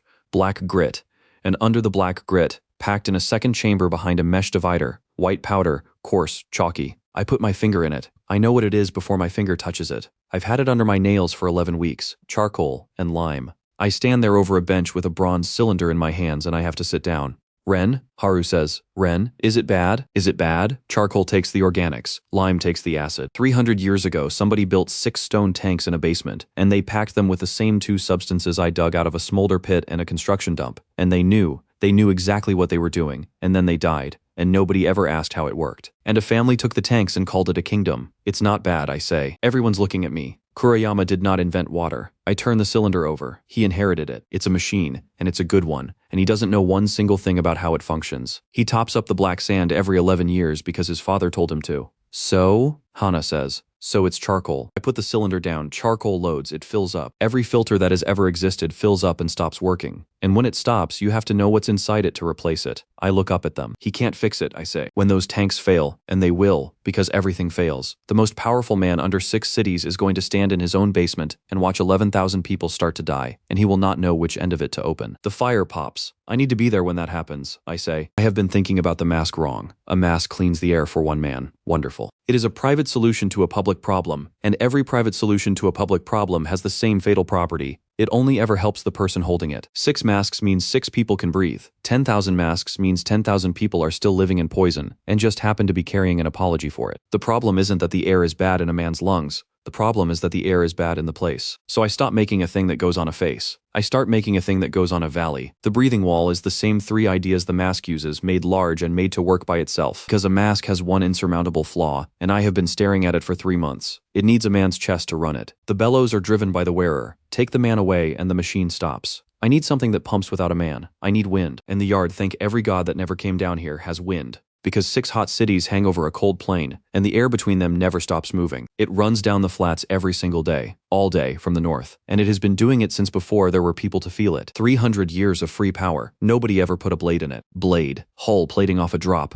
Big curved sheets of it, the kind that skins a cargo lighter. Tetsu and I cut 6 blades and rivet them to a hub off a mule cart wheel, 2.5 meters across. It is the single ugliest object in the yard, and when the wind takes it, it sings. Fan. The hub drives a shaft. The shaft drives a paddle box, a simple squirrel cage, blades in a drum, spinning in a housing, wind in, air pressure out. Stack. The pressurized air gets pushed up a stack, and inside the stack are the layers, same as the mask, bigger. Gravel first, coarse, to knock the dust and grit out before it clogs anything expensive. Charcoal second, packed in trays, 1/2 meter deep, takes the organics. Lime cloth, 3rd sheets of sacking dusted in slaked lime, hung in a zigzag so the air has to weave through them. Takes the acid, out the top. 1 module cleans a little air. 6 modules spaced along the ridge above the channel, cleaning air continuously into a valley with only 1 open end. 6 modules, replace the air in the whole valley faster than the poison can seep in. That's it. That is the whole design. Positive pressure. The same trick as the mask. You don't fight the bad air, you outnumber it. We build for 29 days, and it is the happiest I have been since I was a child. 16 people, 2 shifts. Hana runs the lime crews and screams at everybody, including me, including a mule. The first module goes up and does nothing at all for 2 days, because I have the fan spinning the wrong way, and it is sucking poison in instead of blowing clean air out. And I don't notice. And Mizuki notices, she doesn't tell me. She just reverses the belt and walks away. I find out 4 hours later and go and stand in front of her. "You saw it," she nods. "Why didn't you say anything?" Mizuki looks at me for a while. Then she says, and it's about the 8th sentence I've heard out of her, "You'd have found it. That's not the point.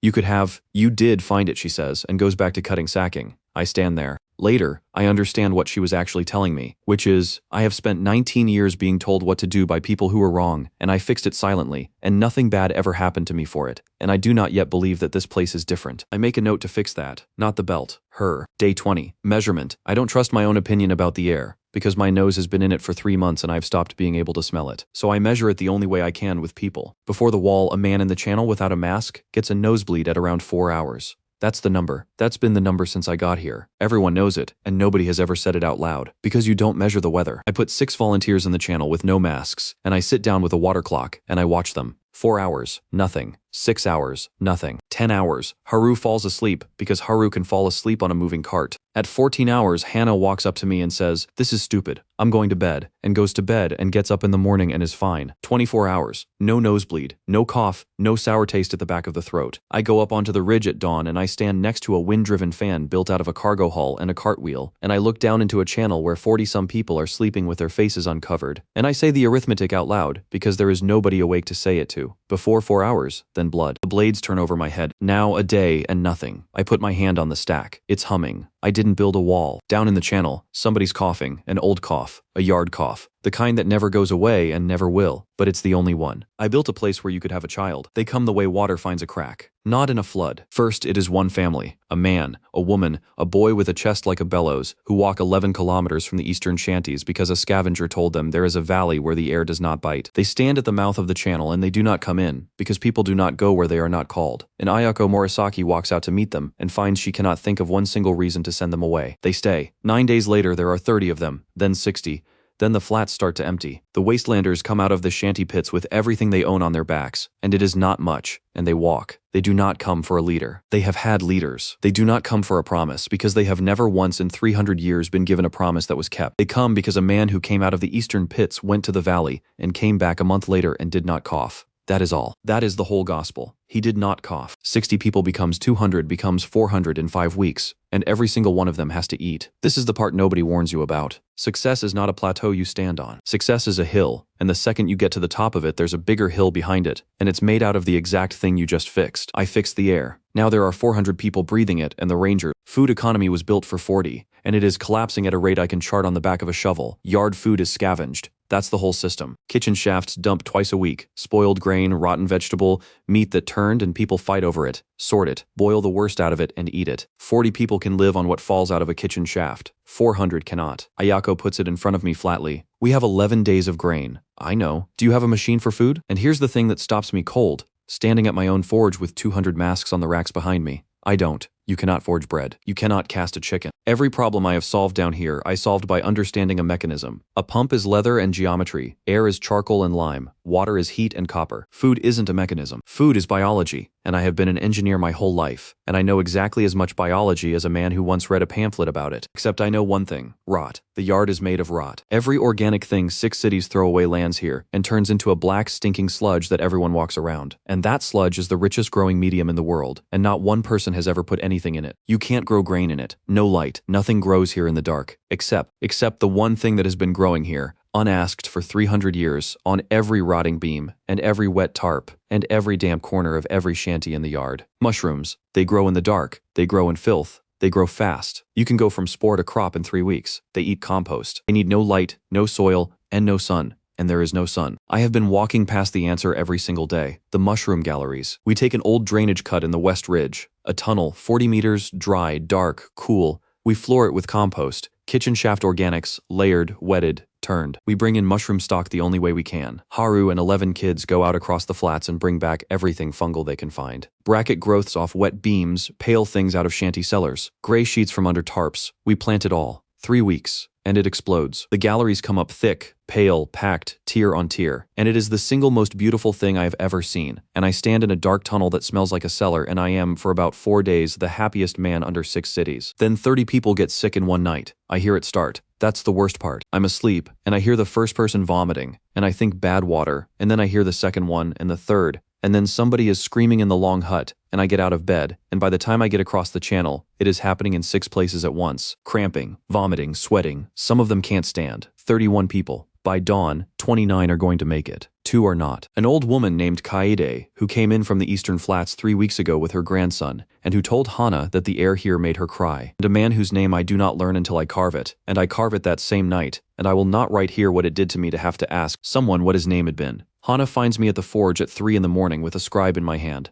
She doesn't hit me this time. She sits down on the anvil, which nobody does, and she says, "You didn't know. That's not a defense." I didn't say it was a defense. She's very tired. I said you didn't know. I planted 20 species of fungus in a dark tunnel and fed it to 400 people. I didn't check. I keep cutting the letter. I check the pressure in the boiler because Sora taught me to check the pressure in the boiler. I didn't check the food because nobody had taught me that yet. I look up at her. That's the system I'm running, Hannah. I learn a rule, and somebody pays for it, and then I know the rule. Sora, Kaede him. I nod at the brass. That's the price list. Hana is quiet. Then get a better system, she says. I get a better system. I get it from Mizuki, and it takes her about 90 seconds, and it costs nothing at all. She walks the galleries with me at first light. She doesn't look at the mushrooms. She smells them. She goes down the tiers with her face 15 centimeters from the beds, working slowly, and she starts pulling this one out, this whole tier out. She fills 2 baskets with pale gray growth that looks exactly like the growth she's leaving in place. Same color, same cap, same size, and I could not tell them apart with a lens. How are you doing that? She holds one up, then the other. Sweet, she says of the first. Wrong, that's it. That's the entire explanation. 19 years, 10 hours a day, sorting drop-fall by hand for a scavenger crew that paid her in food. 19 years of deciding good bad with her hands in her nose on the wet edge of poisoning herself every single day. Nobody ever asked her to make anything. Nobody ever asked her what she knew. I put her in charge of the galleries that morning. She doesn't say thank you. She doesn't say anything at all. She simply picks up a basket and starts working, and she works 14 hours. And by nightfall she has divided every gallery in the tunnel into 2 categories with a chalk line, and there has not been a single case of poisoning since. And I make the rule. It is the most important thing I build that month, and it is not a machine. Nothing new goes into a human being until it has gone into an animal first. We have 11 chickens and we have rabbits. There are rabbits down here, tough little gray things that came out of a hatch generations ago and simply refused to die, and Haru has been catching them for sport since he was 8. So we build hutches. Every new species of mushroom, every new water source, every new anything, it goes to the animals first, and it sits there for 6 days. And if the rabbit is fine, then the rabbit has bought a rule that used to be bought with a person. Hana thinks it's stupid. Hana thinks it's stupid out loud, at length for 3 days, and then she builds the hutches herself because nobody else was building them fast enough. And by the end of the week she is standing over them like an empress, and she has named the rabbits, and God help the man who touches them. Haru finds me at the top of the ridge that night. 411 people below us. Fires, the long huts, the galleries with lamps in them, the still, the forge which is now 4 forges, the breathing wall turning slowly over all of it. 61 days ago this was a ditch with 40 people hiding in it. Ren, he says, what's it called? What's what called? He waves a hand at all of it, at the whole thing. People keep asking me. They come in off the flats and they say, what's this place? And I say, it's the channel. And they say, no, what's it called? And I don't know what to tell them. I hadn't thought about it. That's true, and it's stupid, and it stops me. I have built a thing with 400 people in it, and I have never once given it a name, because I have been solving it like a problem. And problems don't have names, they have solutions. Up there they call cities beautiful things. Takamori High Forest, Siryu, Blue Dragon, Hachijo, names for things that hang in the sky and look down. I look at 400 people sleeping with their faces uncovered. Pacifica, I say. Haru turns it over. What's that mean? It's old. It means quiet. Quiet. He wrinkles his nose. That's it? It's just quiet? It's a place where you can breathe, I say without fighting for it. There isn't a word for that, so I'm using an old one. Haru chews on it for a while. Then he grins. I'm going to go tell everyone, he says, and he's already running. The mercenary comes 8 days later, at noon, alone. That's the first thing that frightens me, alone. He rides in past the breathing wall. He stops and looks up at it for 11 seconds. And I can see him counting the modules. And he rides down into the channel through 400 people who move out of his way without being asked. And he dismounts at the forge and takes off his gloves. He's about 45. Nothing about him is remarkable. He is not huge. He is not scarred. He has a plain sword, plainly hung.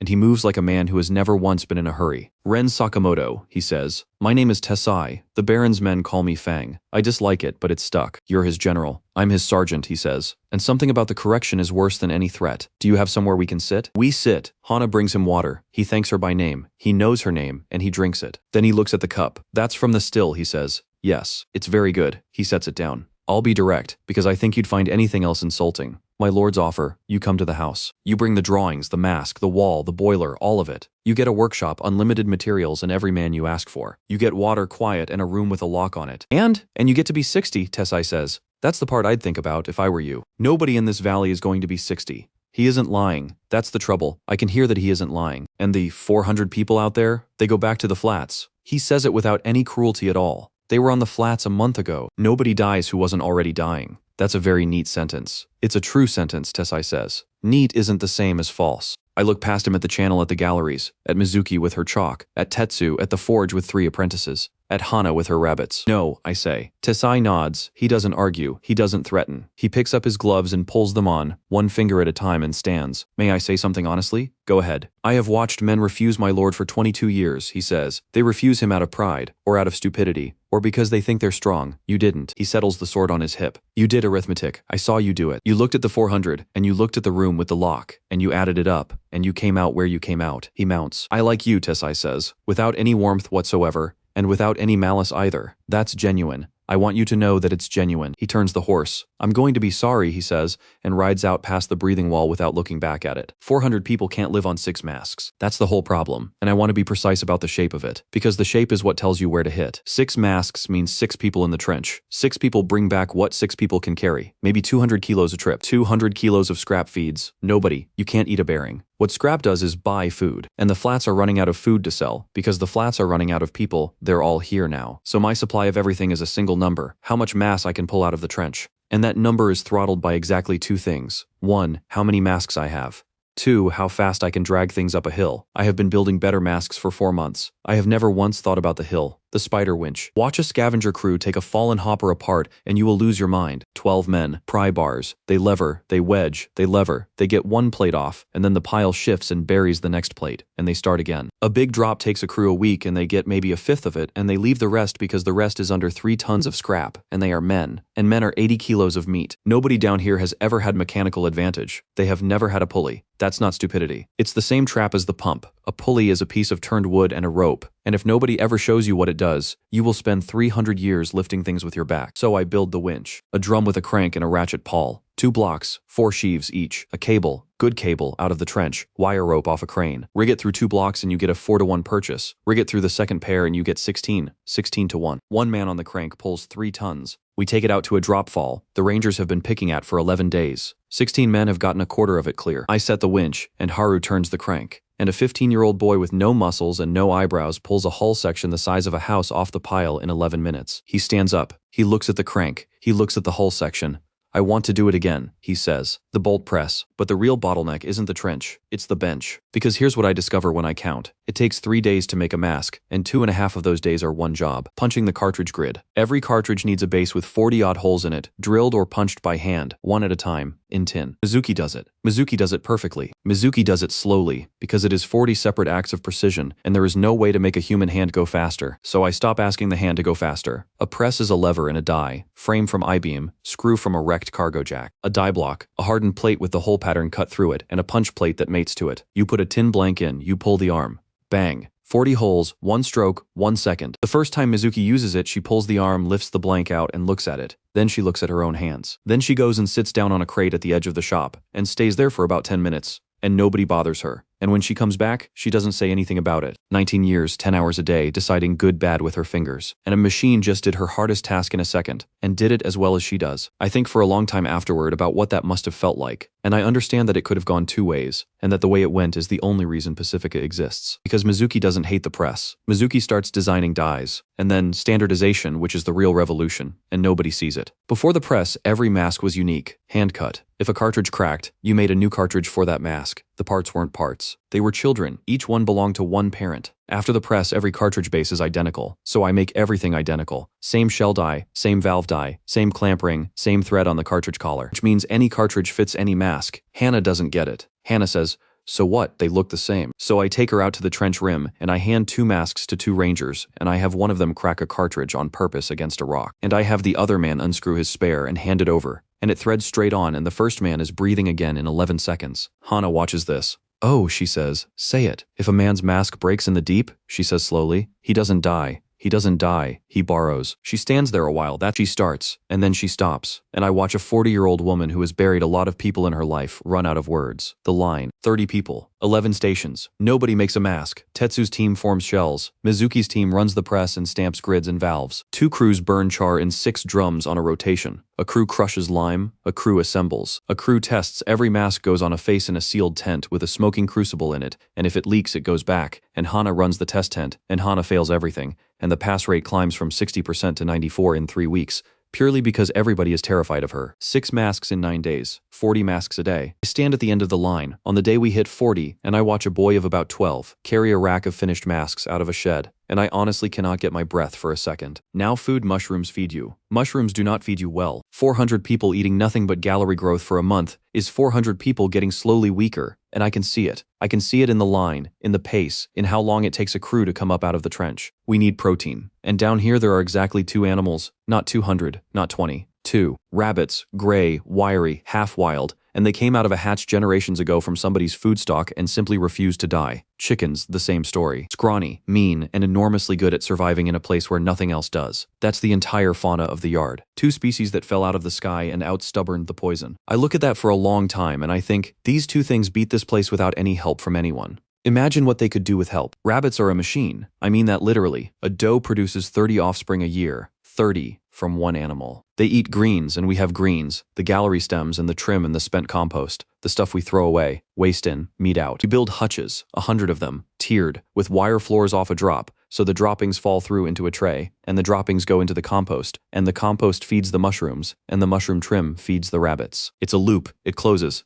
Nothing leaves. Chickens are better, because chickens produce something you don't have to kill them for. Eggs. 28 days from our first hen house to the first egg, and I have that egg brought to the long hut, and I boil it, and I cut it into 8 pieces with a knife, and 8 people eat 1/8 of a boiled egg each. Nobody says anything. One of them starts crying. 300 years, and nobody under 6 cities has eaten fresh food. Then 2 months later, the rabbits start dying. It starts on a Tuesday, and it is over by Sunday. I'm not there when it begins. I'm in the press shop. And Haru comes running and he can't get the words out, and I follow him. And there are 11 dead in 1 row of hutches, and by nightfall there are 40. By the end of the week, we have 41 rabbits out of 240. We lose 200 animals in 6 days. And I know what I did before I finished walking the rows. I built a factory for animals, and I built it the way I build everything, which is maximum density, maximum throughput, minimum waste, 100 hutches in a shed, stacked tier over tier, which means the top tier's droppings go through the wire onto the tier below, which means the water troughs are a single run. 1 channel, gravity-fed, threading through all 100 cages, and every animal drinks from the same water that the animal upstream has already put its face in, which means the shed is closed because I closed it to keep the heat in. I built a perfect machine for turning 1 sick animal into 200 sick animals in 6 days. Everything that made the mask line efficient made the rabbit shed lethal. Density is efficiency in a factory, and it is death in a farm, and it is the same word. I don't sit in the dark about it, I go and I fix. And I fix it in the 4 places it's actually broken, and I want the 4 written down because they are the whole of what I learn in this part of my life. 1. Quarantine. New animals do not go into the colony. Ever. They sit alone for 12 days in a hutch on the far side of the channel, and somebody watches them, and then they come in. It costs 12 days. It costs nothing else. 2. Break the lines. Not 1 shed, 6 sheds. Not 1 water channel, 6 separate systems. If a disease gets into shed 3, it ends in shed 3.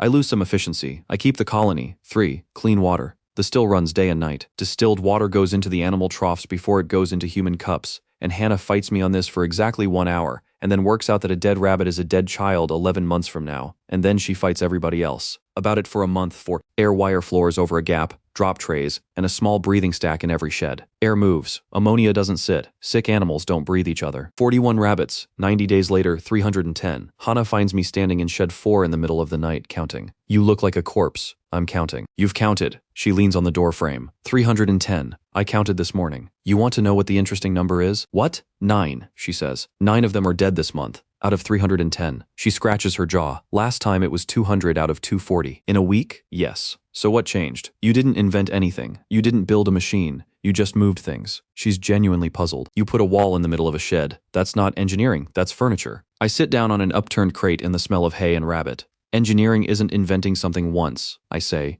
Anyone can invent something once. Engineering is fixing it, and then fixing it again, and then fixing the fix, for the rest of your life. Because the thing you built keeps meeting a world you didn't predict. Hana chews on that. That sounds exhausting, she says. It's the only thing I'm good at. The city gets built while I'm not looking. That's the part nobody tells you. I never draw a plan for Pacifica. I never sit down and design a society. I'm too busy with rabbits. It grows anyway out of problems, the way a machine grows out of failures. The kitchen, 400 people cooking on 400 fires burns, 400 fires worth of fuel, and half the fuel in the yard is already spoken for. So, 1 kitchen, 1 pot. Everyone eats from it. And a kitchen with 1 pot needs a rule about who gets to put a bowl in it. And that rule turns out to be the first law we ever have. And it is written on a plank by Hana because I am busy. If you work, you eat. If you are sick, you eat. If you are lazy, you eat less. That's it. That's the Constitution. The third clause is Hannah's. I would have left it off. I would have been wrong. The shelter. Because people arrive off the flats with children and with grandparents. And the grandparents can't work the trench. And the children can't work anything. Hannah takes the shelter. Nobody asks her to. Nobody would dare ask her to. She simply appears in it one day with a broom and an expression,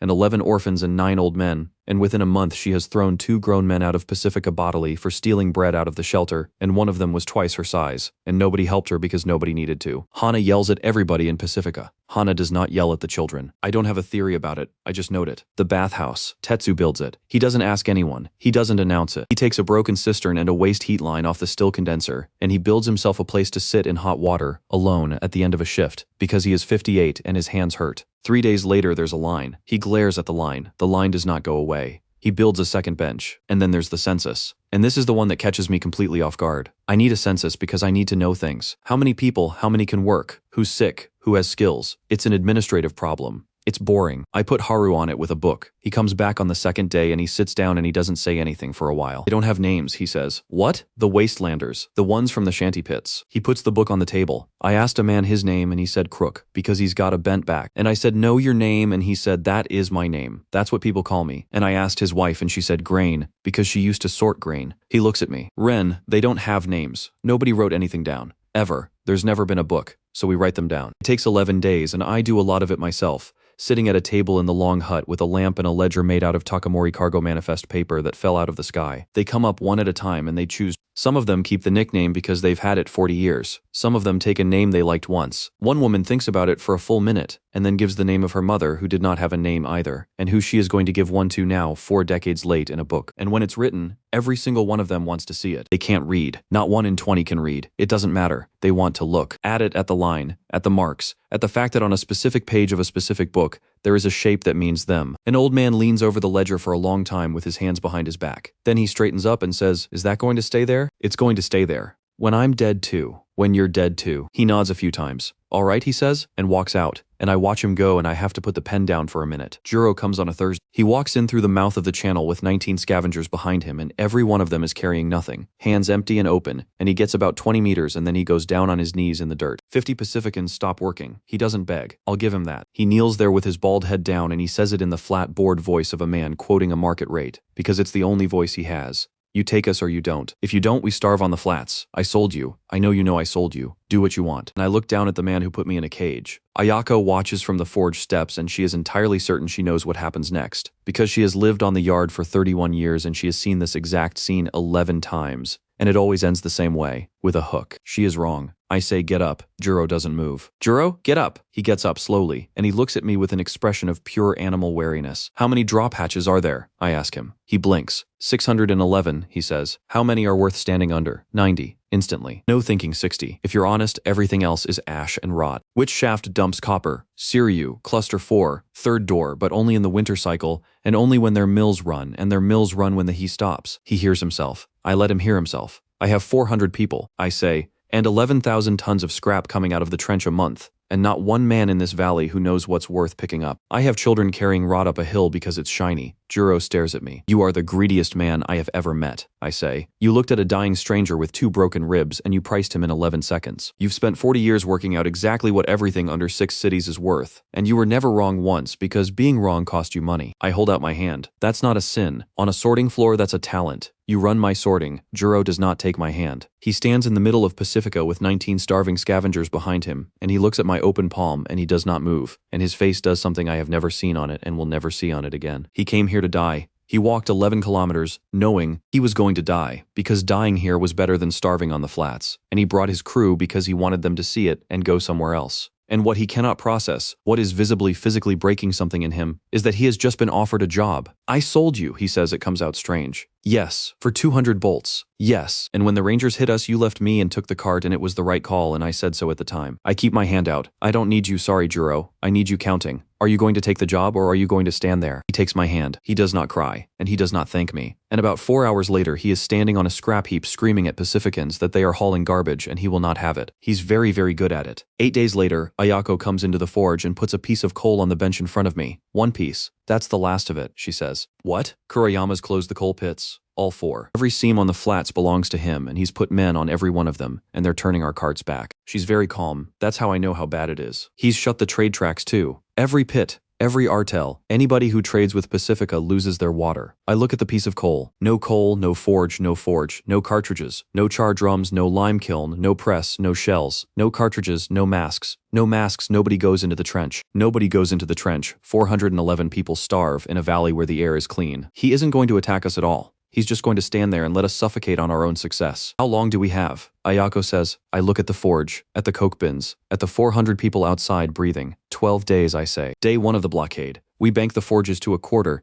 Nobody panics. Everybody works. Day 4. The char drums go down from 6 to 2. Cartridge output drops to 11 a day. Day 7. I stop the press. There's coke for the forge or there's coke for the press, not both. And the forge feeds the char drums and the char drums feed the masks, so the press dies first. Day 9, we're making 4 masks a day, and we're losing 6 to loading. And I do the arithmetic on a plank in front of Ayako, and neither of us says anything for a while, because the arithmetic is the kind that only goes one direction. Day 11, the trench crews come up short, not because they can't find scrap, because there are 11 working masks in a city of 411 people, and 11 men cannot carry a city. Day 12, we eat the last of the grain. This is what a blockade actually is, and nobody tells you, because the people who write about wars write about the battles. There's no enemy. Nobody comes. Nobody shoots anybody. There's just a number in a shed, and the number goes down, and every morning you go and look at it, and it is smaller, and you have not been attacked, and you have not been beaten, and you are dying anyway. It's the cleanest weapon there is. Gendo Kurayama never lifts a hand. He simply stands 11 kilometers away with his arms folded, and lets my own success suffocate me. 411 mouths that I invited, that I built the air for, and every single one of them is now a subtraction. On day 14, a mass crew comes up out of the trench, and one of them is coughing blood, because his cartridge loaded out at 90 minutes and he was in for 2 hours, because we are refilling cartridges that should be thrown away. That's the day it stops being a supply problem and starts being a body count. Hana finds me on the coke floor. The coke floor is empty. That's the whole point of the coke floor. It's a slab of concrete the size of a house with nothing on it, and I have been standing on it for about 40 minutes doing nothing at all, which is not a thing I do. Where's the coal, she says. There isn't any, so get some. From where? Hana, I don't care from where. And then her voice goes up and it goes up fast and it cracks, and 40 people in the yard outside turn around. You brought us here. I don't say anything. We were on the flats, we were hungry. On the flats, but we were hungry the same amount every day. We knew what we had, and you came and you made air and you made water and you made eggs. She is screaming now in the middle of my empty coke floor, and there is nothing at all in her hands, which is the worst part, because Hana always has something in her hands. And now there's 400 of us, and there's nothing. And it's worse. It's worse than it ever was, because now they know what it was like. She stops. She stands there with her fists closed. You gave them a good year, she says quietly, and now you're going to make them watch it end. And the terrible thing, the thing I have to sit inside for the rest of my life, is that on day 14 of the blockade of Pacifica, she is entirely correct. Tetsu dies on the 16th night. Not in an accident, not doing anything. He goes to sleep on the bench beside the cold forge. He's been sleeping there since the fires went out,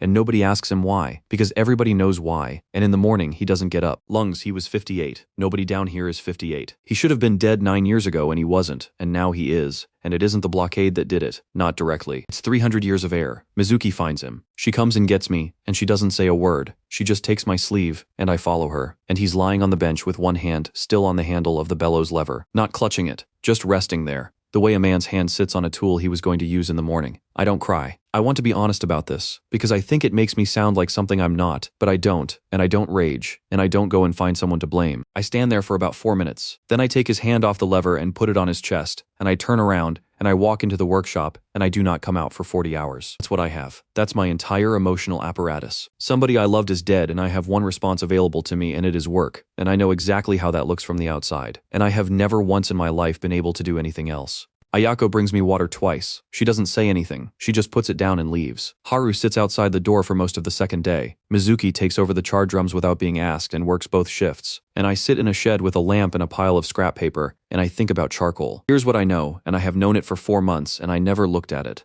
Back in part 3, when I built the first char drum, a jet of yellow smoke came screaming out of the vent hole. It caught fire off Haru's torch. It burned. I wrote it down. Wood gas, burns clean, free, and then I filed it, because I didn't need it, because I had coal. I had coal for 4 months, and so I never once asked the question a man without coal asks immediately, which is, why am I burning coal to make charcoal? Pyrolysis. You take organic material, any organic material, You put it in a sealed vessel with no air. You heat it. It cannot burn. There's no oxygen. So instead it decomposes and it comes apart into its pieces. And the pieces come out in this order: gas, hydrogen, methane, carbon monoxide, flammable. It comes off first and it comes off hot, and it burns with a blue-white flame, and it is free fuel. Tar condenses out heavier, thick, black, waterproof, sticky, sealant. Roofing, every leaking roof in Pacifica. Oil, lighter fraction, condenses in the middle of the run, burns, lubricates. Coke, what's left in the retort when everything volatile has boiled out of it. Solid carbon, burns hot, burns clean, burns hotter than coal. And the input is garbage. Plastic, rag, rot, bone, wood, rubber, cable insulation. Every single thing that falls out of a hatch that nobody wants, that has been piling up under 6 cities for 300 years, in quantities that make the word quantity meaningless. Kuriyama has cut off my coal. I'm standing in a 100-kilometer heap of fuel. The retort takes 9 days and it nearly kills us twice. The vessel, a rail tanker, shell off a drop, 6 meters, steel, thick-walled, sealed at one end, a charging door at the other with a clay gasket. Firebox underneath brick, 2 pipes out the top. Pipe 1 goes into a condenser, a coil in a water tank. Same principle as the still, because it is. The still, everything down here is the still. Heavy fractions condense out. Tar into one drum, oil into another. Pipe 2 carries the uncondensed gas, the part that stays gas, back down into the firebox. That's the trick. That's the whole thing. The retort heats itself. You light it with wood. Once it's hot, the gas coming off the load feeds the fire that's cooking the load. After 11 minutes, it needs no external fuel at all. It just sits there roaring, eating garbage, running on its own breath. The first time we light it, we don't have the gas line right,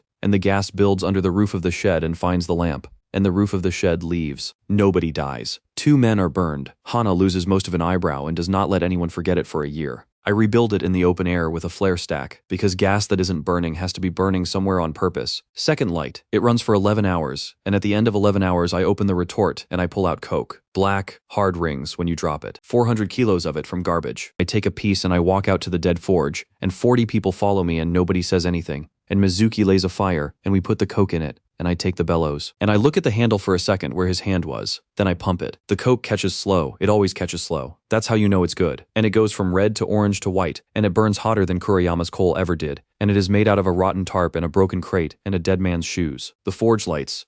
And 411 people make a noise on the coke floor of Pacifica that I will never be able to describe to anyone who wasn't standing there. 11 kilometers east, a steward comes down 31 steps into a basement. They've lit the forges, my lord. Gendo Kuriyama does not turn around. With what? The steward has been rehearsing this for an hour and it has not improved. They aren't buying coal from anyone. We've watched every pit and every track. Nothing goes in. Then they have a store we didn't find. My lord, the smoke, the steward stops. Starts again. The smoke is coming off a stack. A tall one. It burns at the top on its own. There's a flame coming out of a chimney, and nobody is feeding it. And Gendo Kuriyama, who has held 11,000 people by the throat for 40 years without ever once raising his voice, stands very still in front of 6 stone tanks he does not understand. He has cut off a man's fuel. And the man has begun to make fire out of nothing, in the open where everyone can see it. How many people are living in that valley, he says. 400, my lord. Perhaps more. And on the flats? In the pits? The steward doesn't answer, because they both know the answer, because the pits are emptying. Kuriyama looks at the water for a long moment. Send for Tesai, he says. The foundry is the point of no return, and I know it while I'm drawing it. Coke means heat, real heat, not forge heat, melting heat. So I don't build another forge. I build a cupola furnace, a stack lined with clay and crushed brick,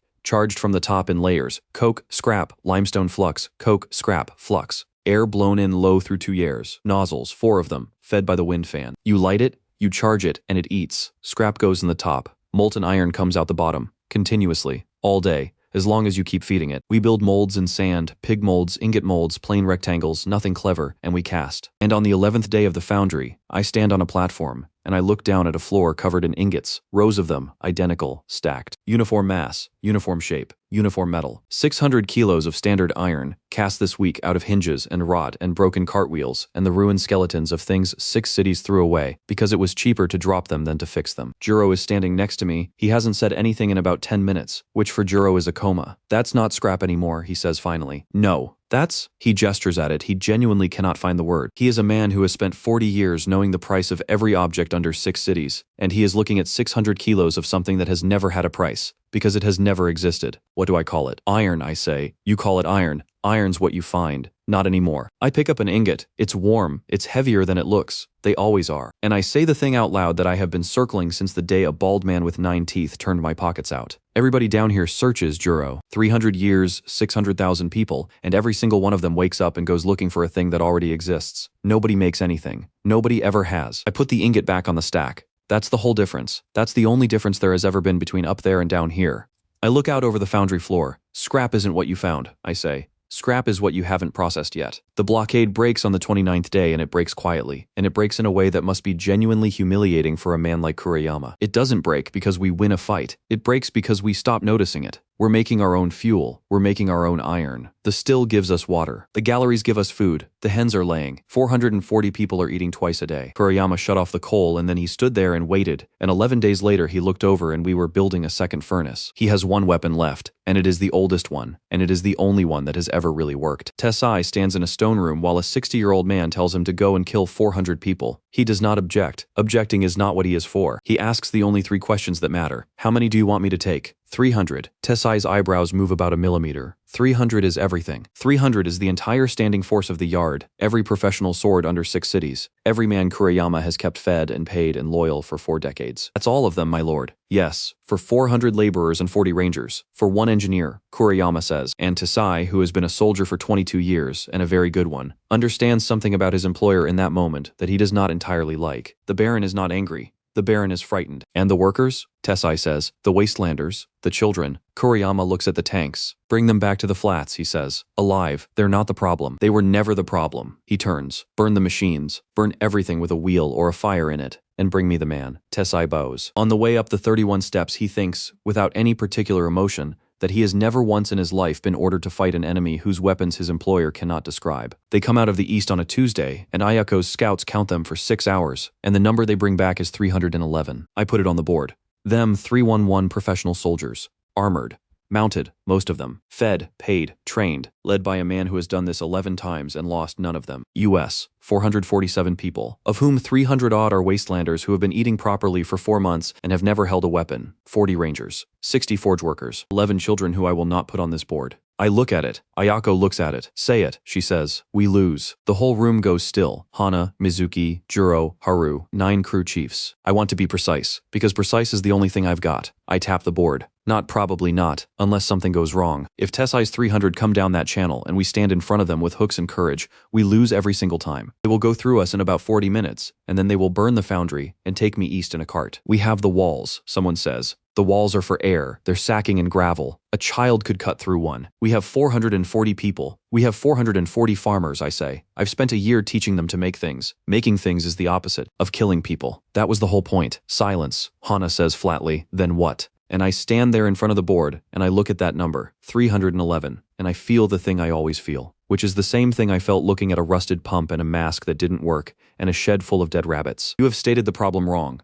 You have stated it as, how do 440 farmers defeat 300 soldiers? That problem has no solution. Stop working on it. State a different one. I turn around. What do they want? I ask. Ayako frowns. You, alive. Undamaged. I hold up 2 fingers. And, the foundry, Juro says slowly. The machines burn the machines. So they have to come in. I turn back to the board. They don't want to fight us in a field. They can't. There's nothing to burn in a field. They have to come into the channel, walk into Pacifica, and physically put their hands on my machines. Which they will do, Hannah says, because we can't stop them. Correct. I pick up the chalk so we don't stop them. I draw the channel, the mouth, the breathing wall on the ridge, the foundry, the huts. Then I draw an arrow straight down the middle right into the heart of Pacifica, and I don't stop drawing it. Nobody speaks. There is exactly one place under 6 cities. I say where 300 armored professionals are weaker than 400 farmers, and it isn't here. I put the chalk down. We're not going to defend Pacifica, I say. We're going to give it to them. The plan is 440 people standing in the middle of the trench. That's it. That's the whole plan. Tessai's 300 cannot follow us in there. They have no masks. Nobody has masks. Nobody has ever had masks. That's the entire point of the last year of my life. If they come into the deep after us, they cough at 10 minutes. They're bleeding at an hour, and they're carrying each other out at 2. We can stay for a week, so we walk into the one place on the yard that kills armies, and we let it do the work, and we don't lose a single farmer. Beautiful. 2 problems. Problem 1, 440 people cannot walk into the trench and live there. They need water, food, cartridges, tools, and about 11 tons of material. And the trench floor is broken slag and sump. You cannot get a cart across it. Mules won't go. Men can carry 40 kilos each, and that gets us about 2 days. I need a vehicle that works in a place with no roads and no breathable air. Problem 2 is worse, and everybody in the room knows it, and nobody wants to be the one to say it. The trench belongs to the pack, the Scarab. Steam, because steam is the only engine I understand end to end, and because a steam plant does not care what it burns. Coke, tar, oil, wood, garbage, anything with carbon in it. In the trench, fuel is underfoot.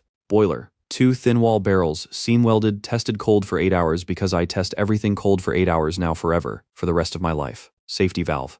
Gauge. Sora's gauge engine. A single cylinder off a wrecked bilge pump. Bored true. New piston cast in the foundry. Drive. This is the part I'm proud of. Not wheels. Wheels sink in slag. Tracks. Cast link plates. Pinned, running on 4 rollers aside, driven by a sprocket off the crank through a reduction gear. Ground pressure spread across 2 meters of track instead of 4-wheel patches. It does not sink. It does not care. It crawls over broken concrete like it's a road. Armor, hull plate, sloped, because the pack's crossbows are the pack's crossbows. And on the back, because Hana will not stop asking what it does if somebody shoots at it. A steam catapult, a cylinder, a piston, a quick-release valve, and an arm. You charge the boiler, you open the valve, and it throws a 15-kilo lump of slag about 90 meters. It's not a weapon, it's a threat, and threats are cheaper than weapons. The whole thing weighs 4 tons, moves at the speed of a tired man, and is the single ugliest object ever constructed by human beings. Haru names it in about a second and a half. It's a scarab, he says. It's a big black beetle that pushes garbage around. That's literally what it is. The name sticks. Obviously the name sticks. And then it kills a man. His name is Awao.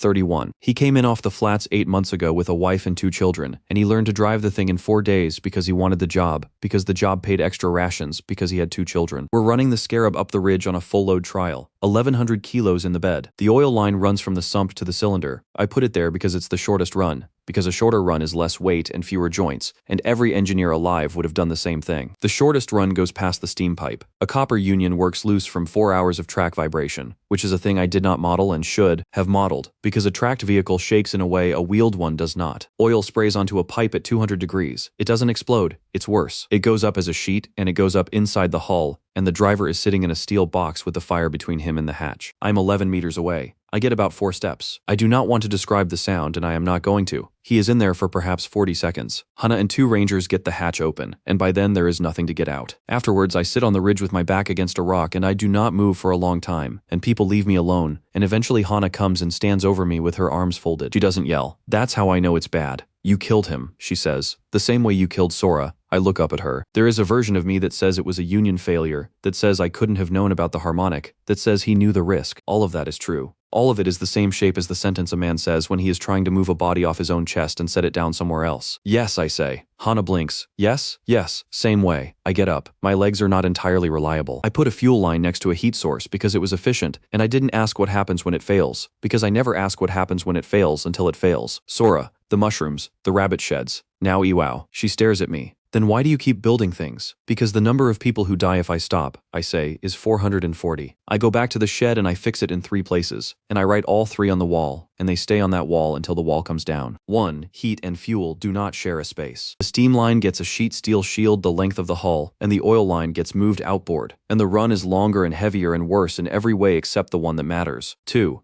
Every pressure vessel gets a hand dump, a lever by the driver's knee that blows the boiler to atmosphere in 4 seconds. If it goes wrong, he can kill his own engine and get out. 3. Fire needs an answer that isn't running, baking soda and acid. 2 chambers, a plunger that breaks the seal between them, and the reaction throws foam and gas out of a nozzle under its own pressure. Mizuki builds the first 6. He tests them on a burning oil pan, alone, without telling anyone, at 4 in the morning. When I find out, I nearly take her head off. You could have. Somebody has to test it, she says, and I'm the one with the steadiest hands. And she goes back to work, and I stand there holding a fire extinguisher made out of soda and vinegar, and I understand that I have permanently lost any moral authority to tell Mizuki what to do. I put Iwao's name on the brass with the others. There are 4 names on it now. Now the pack. Ayako wants to send 40 rangers. You want to walk into Katsuragi's ground and ask him for a favor, she says, with 40 crossbows behind you? That's not a negotiation. That's a raid that hasn't started yet. So we send nobody. So you send me. No, Ren, if I bring you, I'm bringing a ranger commander into pack territory. I'm loading a crate onto the Scarab as I say it. You've killed pack. They've killed rangers. There's 40 years of it. The second you're standing in his yard, it stops being a conversation and starts being a history. And history is the one argument I cannot win. I close the hatch. I go alone. Alone is the whole message. Alone says,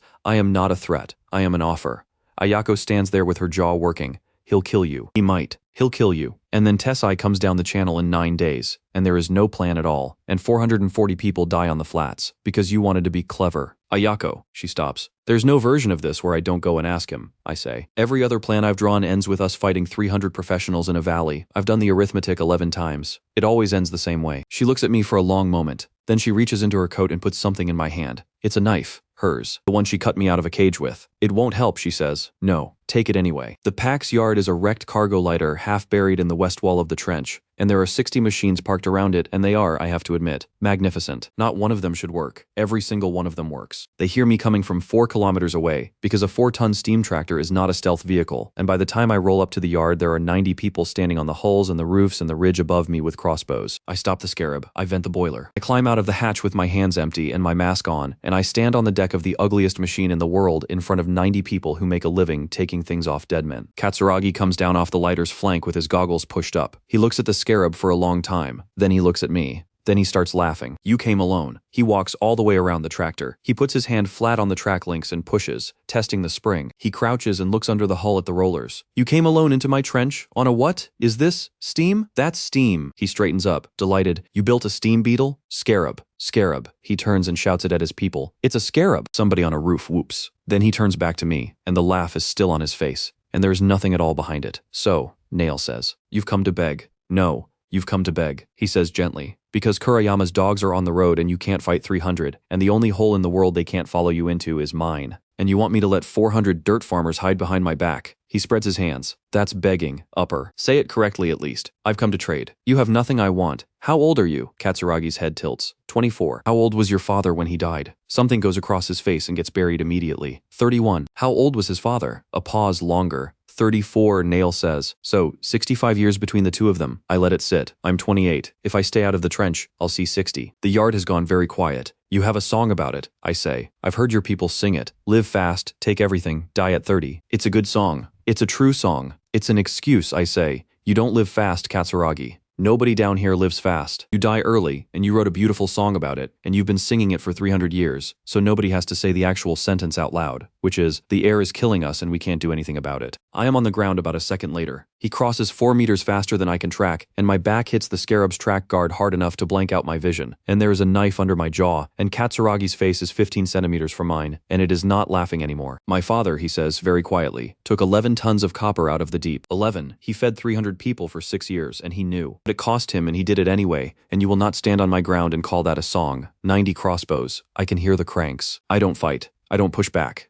I don't even lift my hands. I'm not calling him a coward, I say. I'm saying he had 2 options and both of them were bad and he picked the better one. The knife doesn't move. I'm here to give you a third. I get my hand into my coat, slowly, and I take out a mask. Not a drawing, not a promise. A mask shell, cartridges, valves, bellows, complete tested, one of 40 made this week. And I put it in his free hand. He has to take it or drop the knife. He takes it. 200 of those, I say. Free. Not sold. Given to your people this week. And every cartridge that loads out, I replace forever. Nail doesn't move. The knife is still under my jaw. He's looking at the mask in his other hand. In exchange, you let my people into the deep when Tessai comes. And when he comes to the mouth of the trench looking for them, you fight beside me. Long silence. Then he grins that same wide delighted grin. And it is the most dangerous thing on the yard. Or, he says, I keep the mask, and I take the other 199 off you tomorrow. And I don't fight anybody, and I still have the masks. Why wouldn't I do that? That's obviously what I do. Yes, I say. You'd get 200 masks. So, and in 4 weeks, I say, the char loads out and the lime saturates, and every single one of them stops working, and they're a piece of tin on your face. His grin doesn't move, but something behind his eyes does. You'd open one up, I say. You'd find black grit and white powder. You wouldn't know what either of them was. You wouldn't know where the black comes from. It's not charcoal off a fire. It's cooked in a sealed drum for 3 days at a heat you'd have to measure,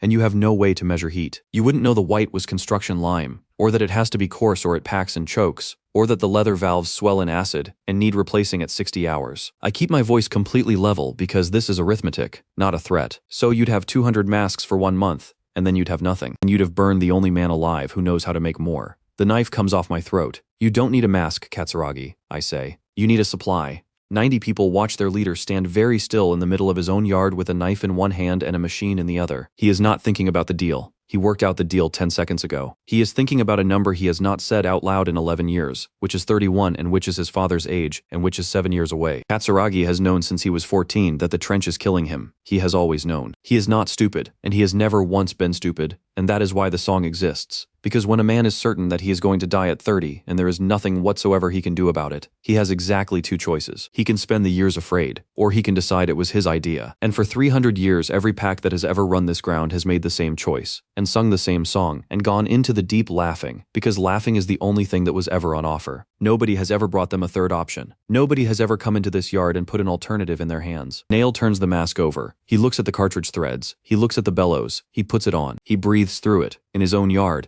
in air he has been dying in since he was born, and nobody in the entire pack makes a sound. He takes it off. 200, he says. 200. And you replace the, what did you call it? The insides. Cartridges. Forever. And my people learn to make them. He points the knife at me. Not you sending us charity every month like a baron with his water. My people in my yard. Making them. I hadn't offered that. I look at him for a second, and I understand that Katsuragi Kugi is going to be a much bigger problem than I planned for, and that this is entirely good news. Done, I say. He puts the knife away and grabs my hand and shakes it hard enough to hurt. Then when Kurayama's dogs come, he says, "We'll be on the ridge." He starts back toward the lighter, then stops, and turns and jabs a finger at me. But I keep the song. What? The song. He's grinning again. It's a good song, upper. Just because it's not true anymore doesn't mean I'm giving it up. The last night before we move, I climb up onto the trench rim. Ayako's already there. Below us, Pacifica is lit, the foundry stack throwing orange, the retorts flare burning blue-white at the top of its pipe, the forge sheds, the galleries with lamps in them, 440 people packing 11 tons of city into crates. We sit with our legs over the edge and don't say anything for a while. "Can I ask you something?" Ayako says. Do you want to go back up?" I look at her. "You never talk about it," she says. "Not once. Not in a year. Every man in this valley talks about the cities. They make up stories. They say there's grass. They say the water runs out of walls up there." She's looking straight ahead. "You're the only person alive who's actually been there, and you've never once said you missed it." I think about it properly, because she deserves a real answer and not a fast one. Takamori, the ballast department. 34 names on a list. I was on that list for 11 years. I was 34th for 11 years. I maintained machines built by dead men according to schedules written by dead men, and once, I found something nobody else found, and I brought it to 12 people in a beautiful room, and they threw me out of the sky in front of a crowd eating fried dough. Down here in 14 months, I have built a pump, a mask, a still, a wall, a forge, a press, a farm, a furnace, and a 4-ton tractor, and a name in a book for 11,000 people who never had one. Up there, I say, I repaired other men's machines. The flare stack burns below us. Somebody down there is laughing. Down here, I build my own. Ayako doesn't answer. "No," I say. "I don't want to go back." She's quiet for a long moment. Then she says good and stands up and dusts off her coat. Because in 6 days, Tessai comes down that channel, and I'd rather not be doing this with a man who has somewhere else to be. Tessai takes Pacifica at 11 in the morning, and it takes him 4 minutes. There's nobody in it. 311 men come down the channel in column, shields up, expecting hooks and barricades and farmers with courage, and they walk into an empty city with the fires still warm. They stand in it. A sergeant of 22 years who has burned 9 settlements and taken 4 fortified positions and never in his life been surprised by anything, walks through a town that 400 people were living in yesterday, and he touches the side of a furnace and finds it hot, and he looks into a shed and finds 100 rabbit hutches, cleaned out, doors open. Mushroom galleries are cut and stripped. The forge is stripped. The breathing wall is still turning. They took everything they could carry and left the machine that makes the air, because the machine that makes the air is bolted to a ridge and weighs 11 tons. One of his captains comes to him grinning. "They ran, sir. They just ran." Tessai does not answer. He is standing in front of a workshop wall, and on the wall, in charcoal, in a very neat engineer's hand, somebody has written 3 lines and not bothered to rub them out. Heat and fuel do not share a space. Every pressure vessel gets a hand dump. Fire needs an answer that isn't running. He reads it twice, and he says, "Where's the smoke?" "Sir, there." He points east, past the mouth of the channel, out over the flats, to where a thin gray thread is standing up out of the haze on the trench rim. They lit a fire. They ran, they took everything, they left in a hurry, and they lit a fire at the edge of the trench, and they are letting it smoke. "The captain looks cooking, sir." "They're inviting us," Tessai says. He looks at it for a long moment, and then, because his orders are to bring the man, and because 400 people cannot vanish, and because there is exactly one place they can have gone, he gives the order anyway. It is the first time in 22 years that Tessai has walked towards something he has been shown on purpose. The shaft is a cut in the trench wall 400 meters long, 30 wide at the mouth, 11 at the narrowest, with walls of compacted scrap that go up 60 meters on both sides. It is the only way down into the deep for a column. There are 3 other routes and all of them are goat tracks. A man alone can climb them. 300 men with armor and mules and carts cannot. Kuriyama's army has 1 door and I have been standing in it for 6 days. Everything I put in that cut, I built for something else. Oil. 2,000 liters of it tar heavy, out of the retort's middle fraction. The stuff I've been condensing off the pyrolysis run for 11 weeks and storing in barrels because tar seals roofs and oil greases bearings and I did not know what else to do with it. We paint the walls with it, both sides 400 meters. It goes on black and it soaks into the scrap and it does not dry, and it stinks and it is the most flammable object under 6 cities. Spider winches, 9 of them, on the rim 16-to-1, cables running down to hold back 9 mass loads of hull plate and concrete and slag, 30 tons of it, wedged and cradled and held by nothing but a pawl and a pin. Pull the pin. The pile goes.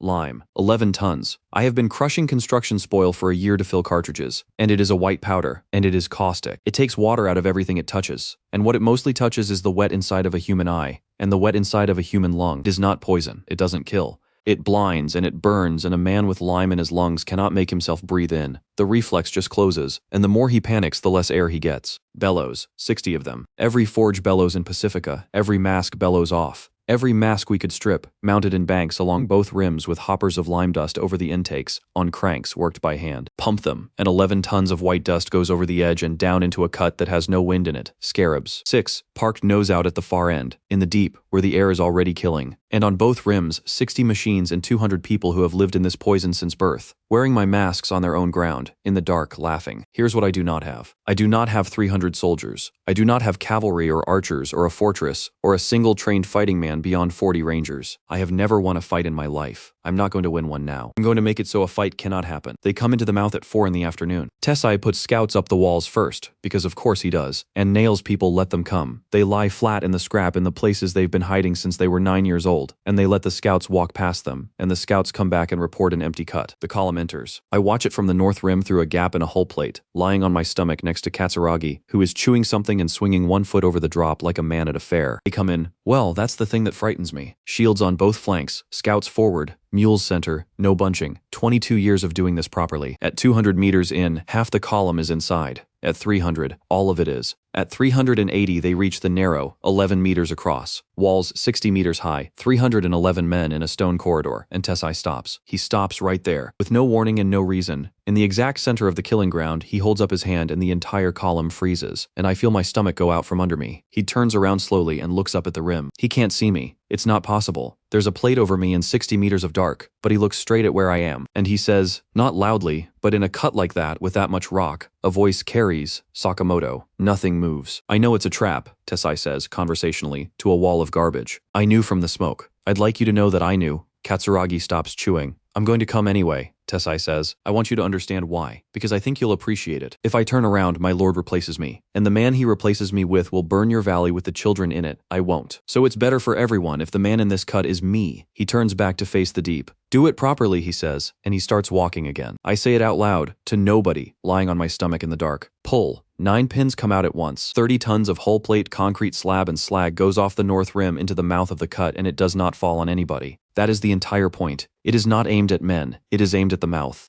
It comes down in a wall and it seals the entrance in 4 seconds, and the noise is a physical thing. And 311 professional soldiers whip around to face the way they came and see it close. Then the same thing happens at the far end. They are in a stone box 400 meters long with 60-meter walls and no exit, and there is not one single Pacifican in it with them. Fire. Nails people light the oil, not with torches, with arrows burning rags on crossbow bolts, 40 of them at once from both rims, punching into oil-soaked scrap. The walls of the shaft go up, both sides, 400 meters. The oil doesn't explode, it catches, and it burns dirty and low and slow, the way tar burns a fat greasy flame 2 meters high, running the entire length of both walls like a seam in the dark. It does not touch them. It is not close enough to touch them. There is 11 meters of open floor between the 2 burning walls, and every man in the column stands in that gap, and they are not being burned, and they know it. And I watch 300 trained soldiers work out that the fire is not the weapon and start to look up, because fire eats air. 2 walls of burning oil, 400 meters long, in a stone cut with no wind, consuming oxygen at a rate I calculated on a plank 6 days ago,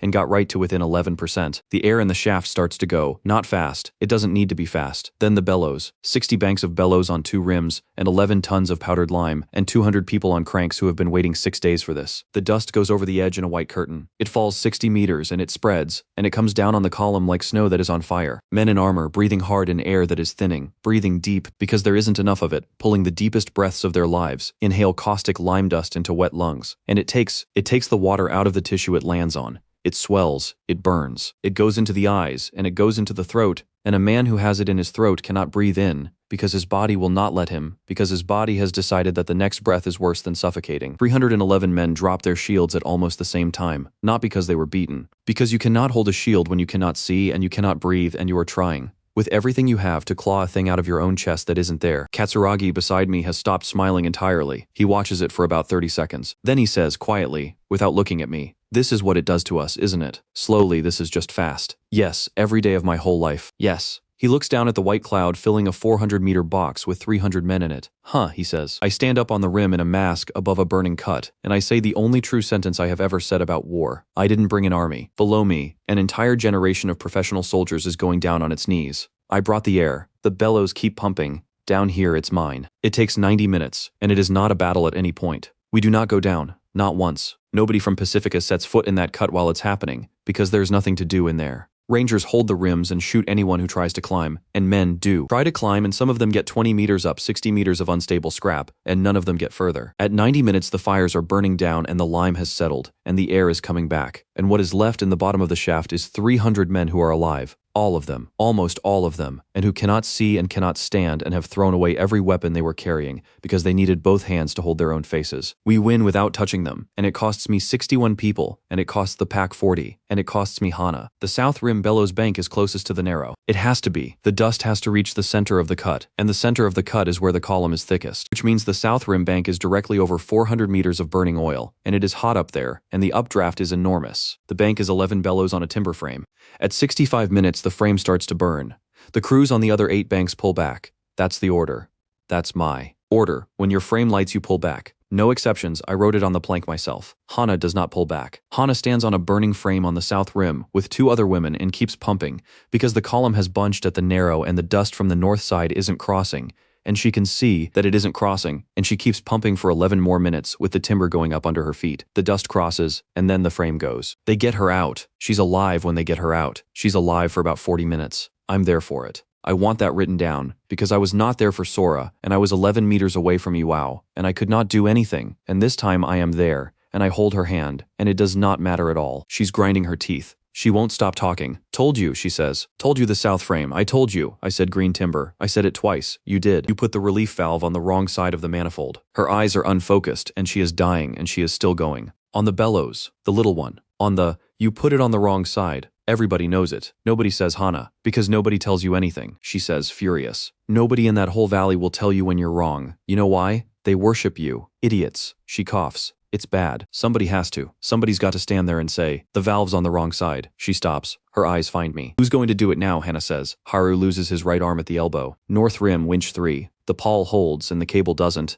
and when a 16-to-1 wire rope under 30 tons of load parts, it comes back like a whip. He is 15 years old and he is holding the crank because he wanted to hold the crank. Mizuki gets a tourniquet on him in about 11 seconds. She has never done it before. She does it perfectly. She has been carrying the strap in her coat for 6 days because she looked at 9 winches and 11 tons of falling scrap and worked out on her own without telling anyone that this was going to happen to somebody. He doesn't scream. That's the part I can't get out of my head. He looks at it and he looks at me and he says, "Ren, is it off? Is it off or is it?" And then he faints, which is a mercy. And half the foundry burns because a wind came up out of the west at hour 2 and took embers 1,100 meters and dropped them on a coke store. And nobody was there to put it out because everybody was at the shaft. 61, dead, 40 of the pack. That's what it costs. That is what it costs to beat 300 men without fighting them. At dusk, I walk down into the cut. Tesai is sitting against a wall with his eyes swollen shut and his hands open on his knees. He hears the tracks, the scarab, coming down the cleared end, and he turns his head toward the sound. Sakamoto. Yes. How many of mine are dead? 19, from the fall at the mouth and 4 that climbed. I stop about 3 meters from him. The rest are blind for a week. Wash the eyes. They'll come back. He takes that in. You could have killed all of us, he says. The oil, you had the fuel to fill that cut to the roof and cook us. Why didn't you? Because you're 300 trained men, I say, and I have 400 farmers in a war I haven't finished. He starts to laugh. It's a horrible sound, because his throat is destroyed. Arithmetic, he says. Yes. He fumbles at his hip, finds the sword, draws it. I hear Ayako's crossbow come up behind me, and I put a hand out to stop her, and he holds it out, blade across both palms, blind, toward a sound. 22 years, Tessai says. I have served the man who could kill me. That's the whole of my philosophy, and I have never needed another one. He pushes the sword forward. You could kill me, he says, not with strength. You did it with air and a fire and a plank with sums on it, and I never had one single chance from the moment I entered this cut. His face turns up toward me, eyes swollen shut, and it is the flattest, calmest, most professional expression I have ever seen on a human being. That's worse, he says. Do you understand? Being beaten by a stronger man is a thing I can live with. Being beaten by a better one is not. I take the sword. Then work for me, I say. Yes, says Tessai. Obviously. 80 of his men walk out with him, and every one of them is a professional, and every one of them has just watched their entire trade become obsolete in 90 minutes. They do not become my friends, not for years, not really ever. But at the mouth of the shaft, Tessai stops and stands still while Mizuki fits a mask to his face, a new one, off the racks, standard, interchangeable, and he breathes through it, and his hands are shaking very slightly, and he does not say anything at all. The cart arrives at the Kurayama house at first gray, 4 days later, driven by a boy with no arm and an escort of nobody at all. The Baron comes out himself. There's one object in the cart. It is a mask, shell, cartridges, valves, bellows, clean,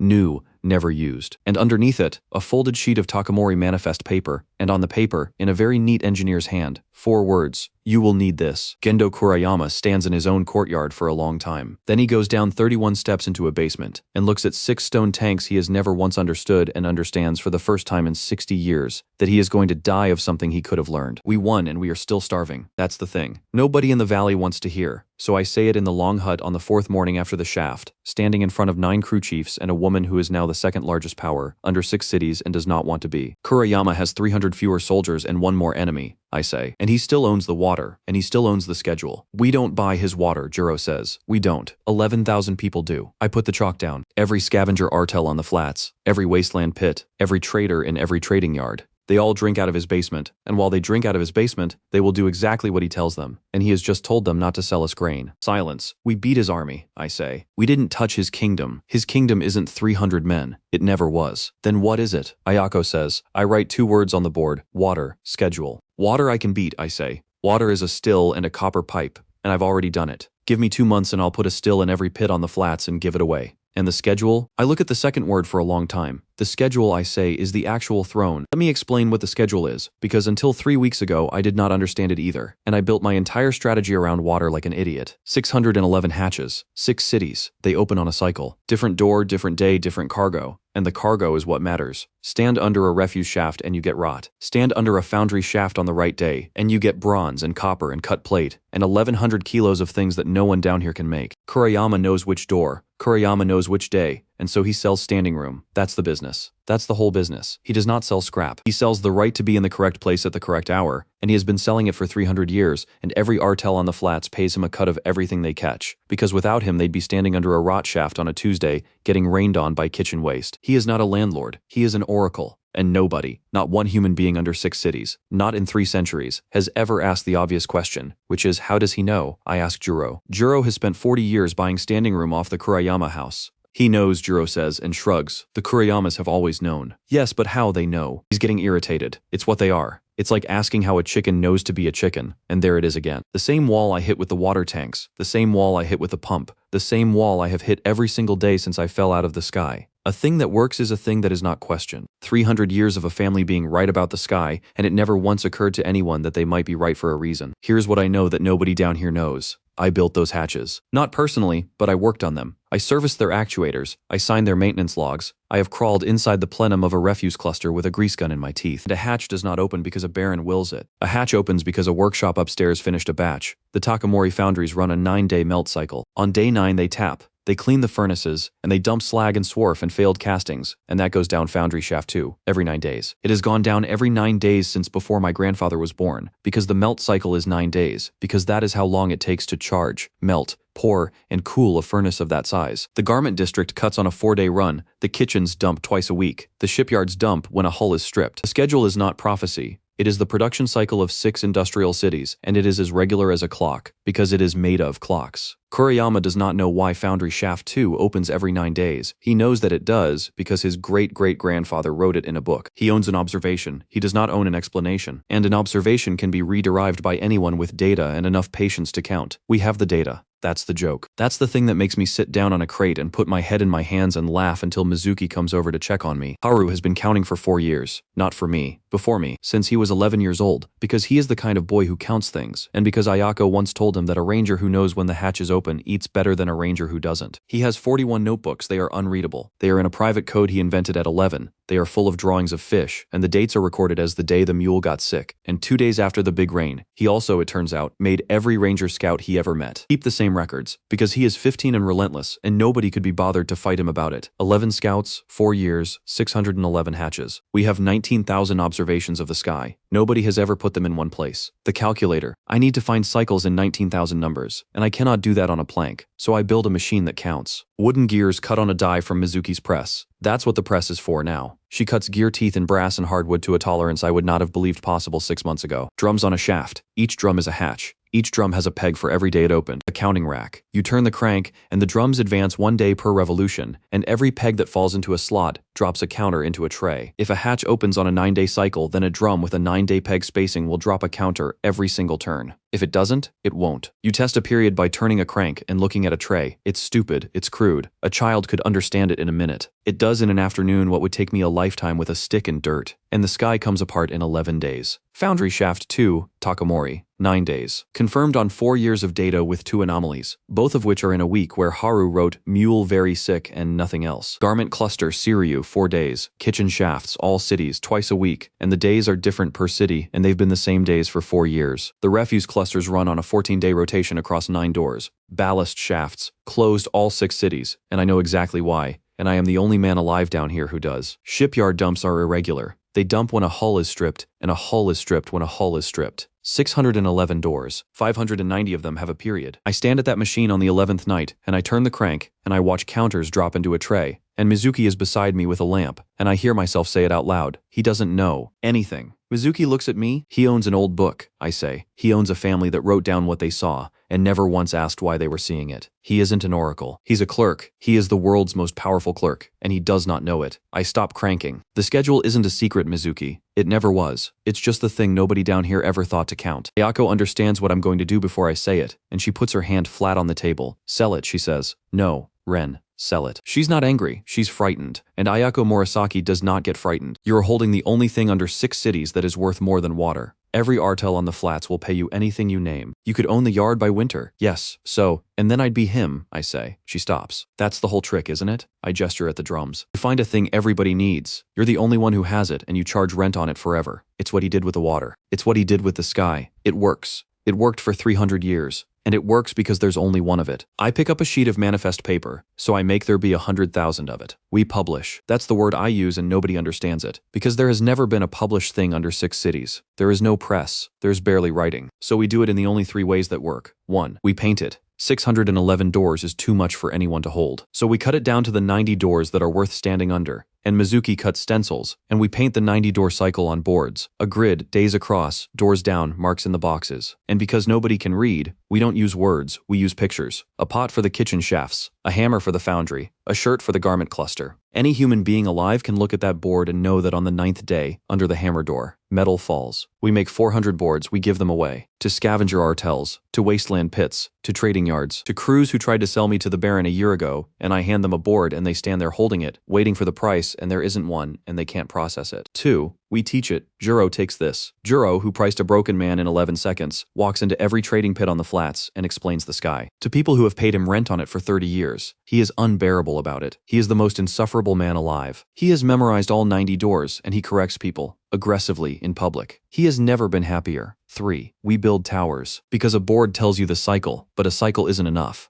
The cities slip. A furnace runs long. A dump gets delayed. A door that should open on the 9th opens on the 10th, so we need to see it coming. And we need to tell people faster than a man can walk. Semaphore. A frame. 2 arms on pivots. 8 positions per arm. 64 signals, which is more than we will ever need, and we use 11 of them. 9 towers on 9 ridges, from the trench rim to the eastern flats, spaced at the limit of vision. Man on a tower sees the arms move. He moves his arms. Next tower moves. A signal crosses the entire yard in 11 minutes. A man walks it in 2 days. It takes 6 weeks, and it does not look like a victory. and there is no moment when it happens. In a trading pit on the eastern flats, a Kurayama factor sits at a table under an awning and waits to sell standing room as his father did, and his father's father back 300 years. Nobody comes. He waits 4 hours. Then he walks out into the yard and finds 60 scavengers standing around a painted board arguing about a hammer. Ninth day, one of them says, "Foundry 2. Everybody knows. You can't know that. It's on the board." The factor stares at it. It's crude. It's a grid. A child painted it. "Where did you get that?" "Pacifica gives them out," the scavenger says, and goes back to arguing. Gives them out. The factor rides home 11 kilometers with a bag of unsold days, and he cannot explain to himself why his hands are cold. Gendo Kurayama does not lose his kingdom in a battle.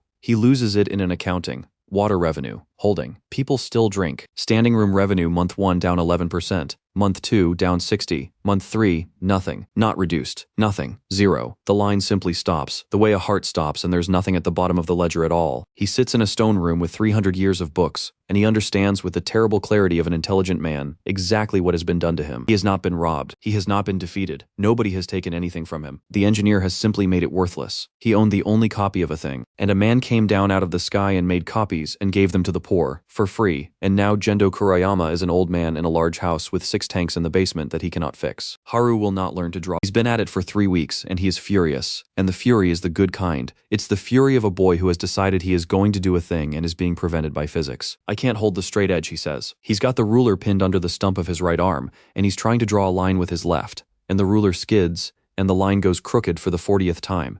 And he throws the pencil across the shop. "I can't do it. I can't do it. All right, I can carry, I can crank, I can count. I can't draw. I need 2 hands and I've got 1.5. And that's arithmetic, isn't it? That's your favorite thing." I get up. I don't say anything. I go to the rack and get a hammer and 2 nails. And I nail the straight edge to the bench. Haru stops mid-sentence. He looks at the bench. He looks at me. He looks at the ruler, which is now a permanent, immovable, absolutely rigid feature of the world. He slides a sheet of paper up against it with his left hand. He draws a line. It's straight. He stares at it for about 4 seconds. Then he draws another one. Then he starts laughing. And he's still angry. And he's laughing anyway, which is a thing I did not know a person could do simultaneously. "That's cheating," he says. "That's engineering," I say, and go back to my drums. Behind me I hear him draw 11 more lines. Then he says, quietly, "Ren, nail me a thing for holding the compass, so I can put the point down and turn it with one hand." I look up. He's not asking me to make it. He's telling me what he needs, and he's already got half of it drawn. "Draw it," I say. Tessai, who does not knock and never will, finds the Baron in the basement. Kurayama is sitting on the 3rd step from the bottom, looking at the tanks. He has been there for some hours. He looks for the first time since Tessai has known him like a man of 60. "How many can we still call?" Tessai does not need to check.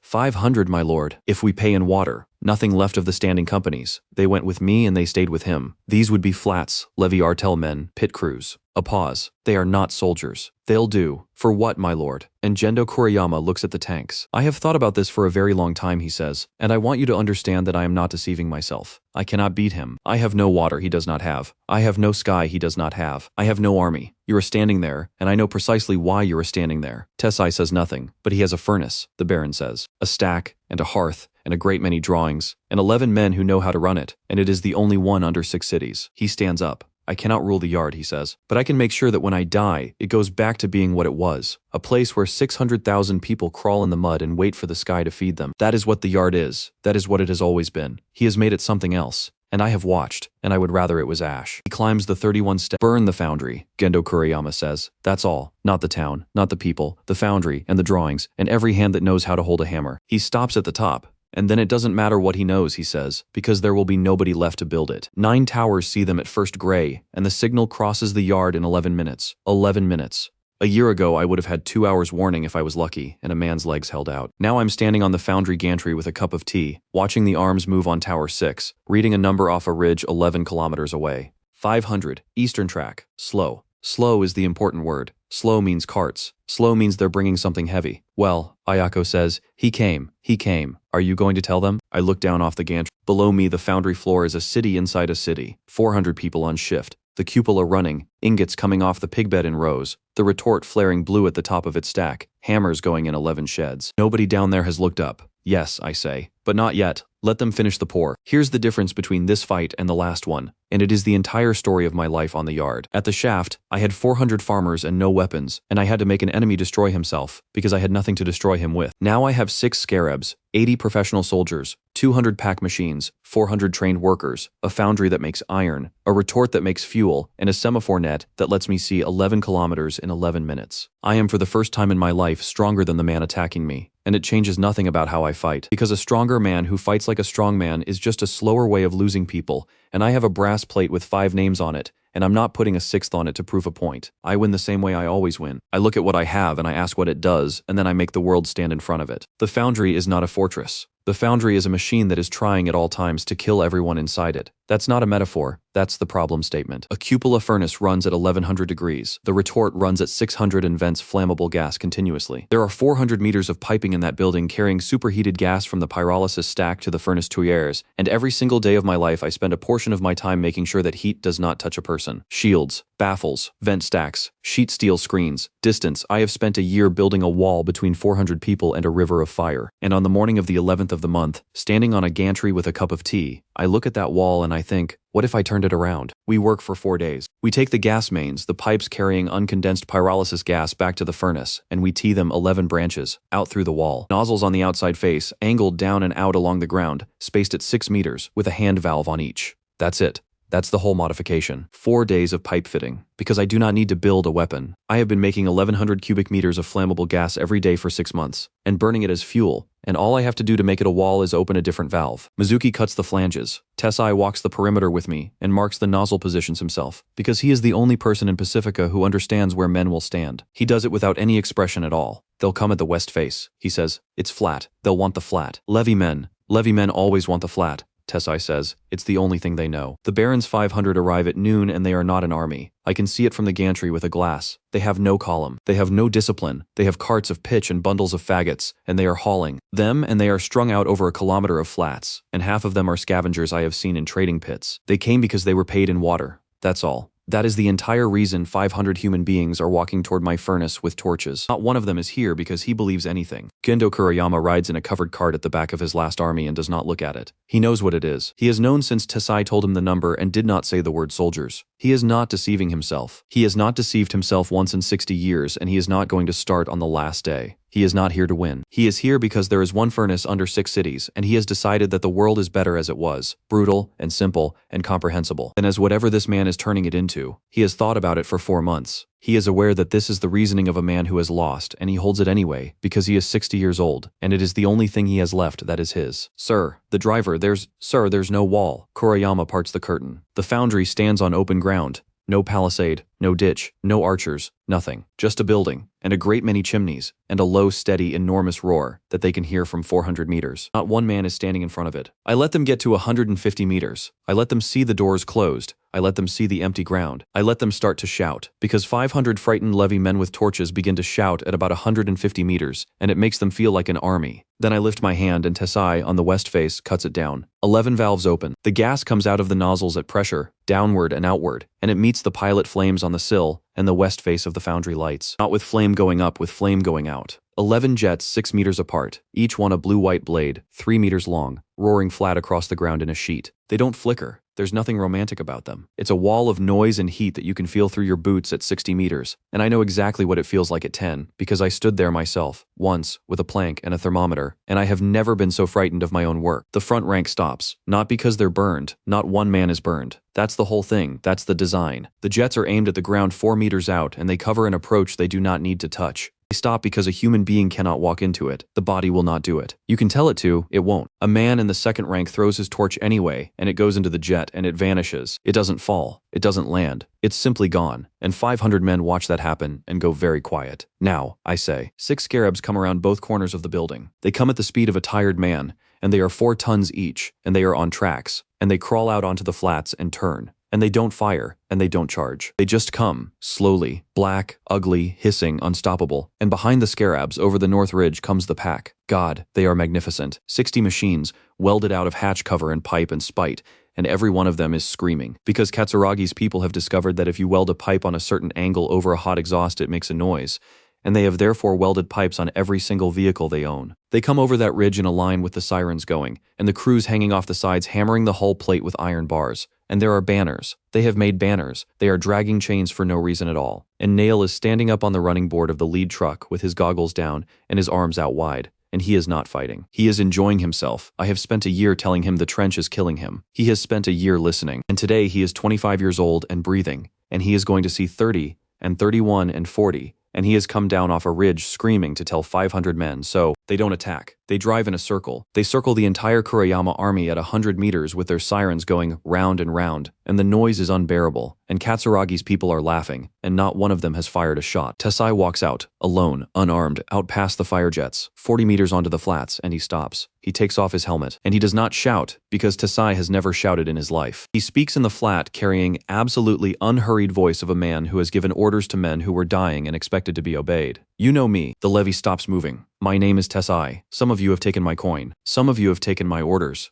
He turns his head slowly along the front rank. Kohei Sadao, I know your names. You were in the shaft. Nobody answers. You were in the shaft, Tesai says again, and you have not held a weapon since, because you have seen this. You have seen what this man does to an army, and you have come back here for what? He waits, for water, he says, for water that costs nothing. He points without any drama, back over his shoulder at Pacifica. There is a still in every pit on the eastern flats. It was given away, free. Some of you drank from one this week. The line moves. Not much. A ripple. He is paying you, Tesai says, in a thing he no longer owns. Silence. I served Gendo Kurayama for 22 years. He was a good employer and a fair one, and I would have died for him. He puts his helmet under his arm. He is asking you to walk into a fire to burn a furnace that makes your tools, so that the yard can go back to being what it was. He looks at them. Do you want it to go back? Nobody throws down a weapon at once. That is not how it happens. A scavenger in the third rank, a man of 40, who has hauled scrap since he was 9, and who last month stood in a trading pit holding a painted board with a hammer on it, and understood for the first time in his life, when the metal falls, takes one step backward. That's all, one step. He doesn't drop anything. He doesn't say anything. The man beside him takes one step backward, and it goes through 500 men like water going through sand. Not a rout, not a collapse, just 500 human beings quietly deciding, individually, one at a time,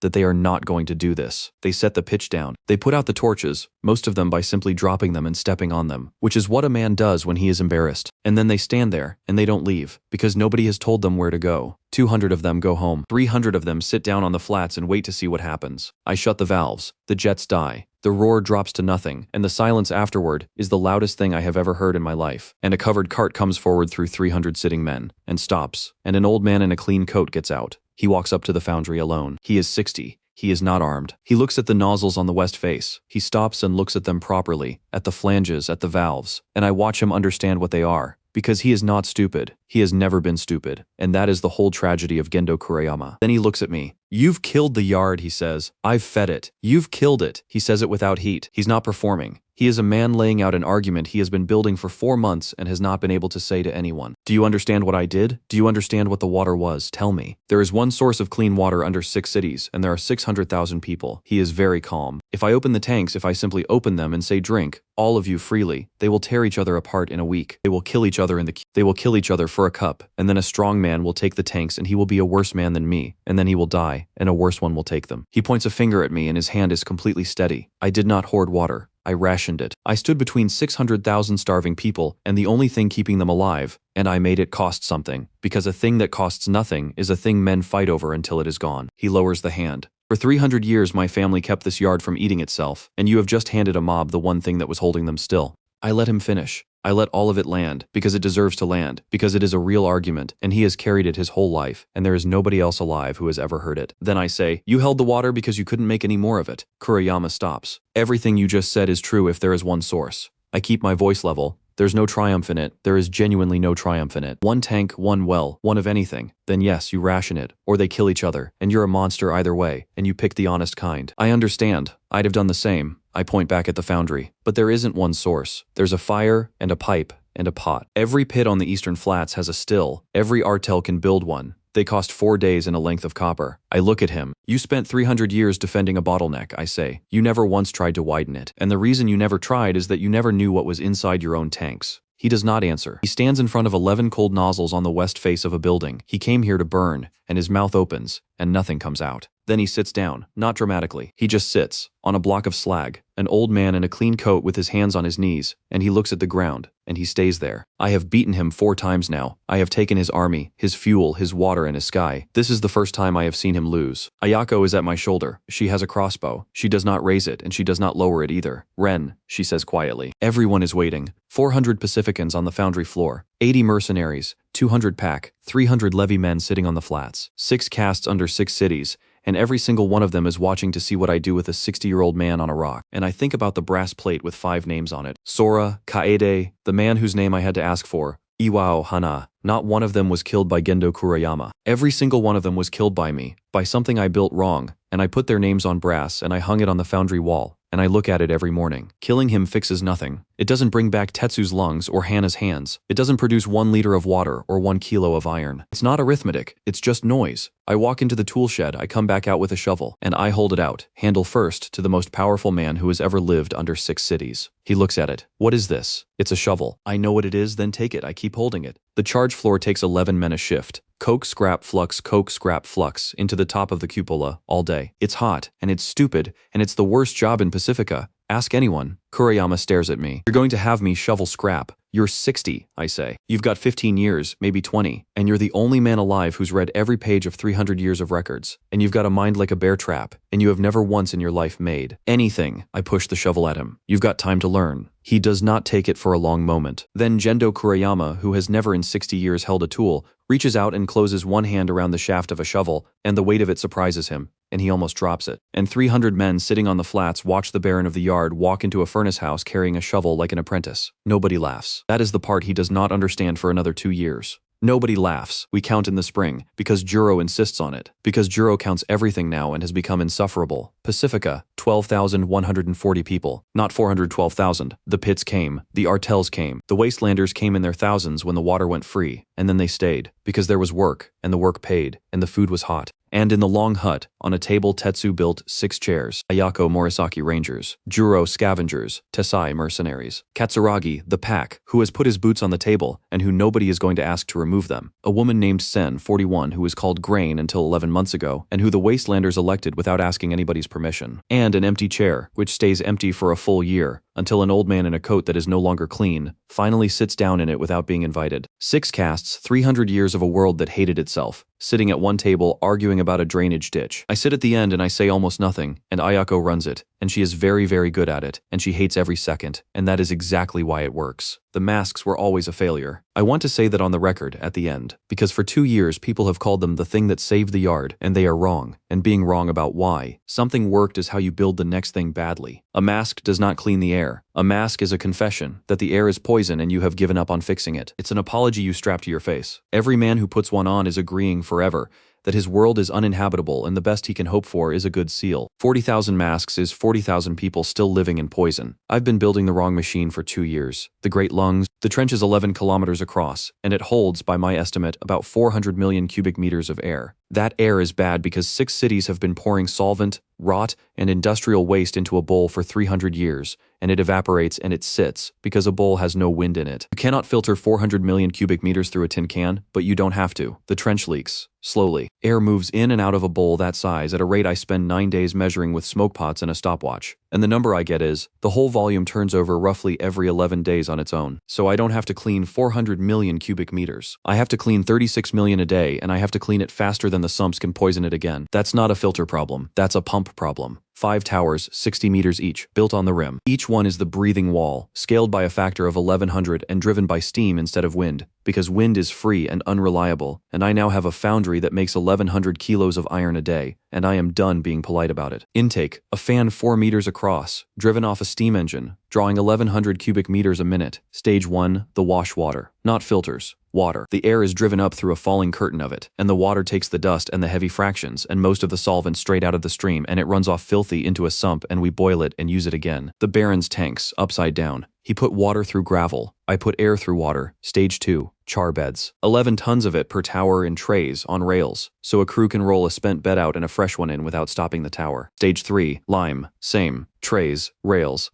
Out the top 60 meters up, into the wind that runs across the roof of the bowl and doesn't come back down. 5 towers, 38 million cubic meters a day, against a trench that poisons itself at about 31 million. 7 million a day of margin. That's the whole design. That is the entire, boring, arithmetical heart of it. I'm not cleaning the trench. I'm cleaning it very slightly faster than it dirties. It takes 400 days, and it is the largest thing anyone has ever built on the yard. 900 people work on it. Kurayama is one of them for the first 6 months on the charge floor, and then Juro moves him to records because Juro has worked out that a man who has read 300 years of ledgers is being wasted on a shovel, and Juro is right, and does not stop saying so. Mizuki designs the tray rails, and they are the best engineered component in the entire structure. and I did not draw one line of them. Haru builds Tower 4 with a crew of 40 and 1.5 arms. 90 days after we light all 5, I go into the deep with a lamp and no mask. Just me. That's the deal I make with Ayako, and it takes 4 hours of arguing. I walk out past the sumps, out past the wrecks, out into the middle of the bowl where the haze used to be so thick you could not see 40 meters. And I stand in the exact place where I coughed blood onto slag 2 years ago with a tin can strapped to my face. I take the mask off, and I breathe. It's not clean. I want to be honest. It is not clean the way the top of Takamori is clean. There's a taste, there's a grit at the back of the throat, and there always will be. For my lifetime and probably for Haru's, but it does not burn. I stand there for 11 minutes with a lamp, and I count my own breaths, and there is no cough, no blood, no sour, no burn. And at the end of 11 minutes, I sit down on a lump of slag in the middle of the poison bowl at the bottom of the world, and I put my face in my hands. 200 pack machines come down into the deep the next morning because Katsuragi will not accept the measurement from anybody, including me, including his own people. He drives to the center. He gets out. He stands there with his goggles pushed up and his mask in his hand, and he does not put it on. He looks around at the trench, his ground,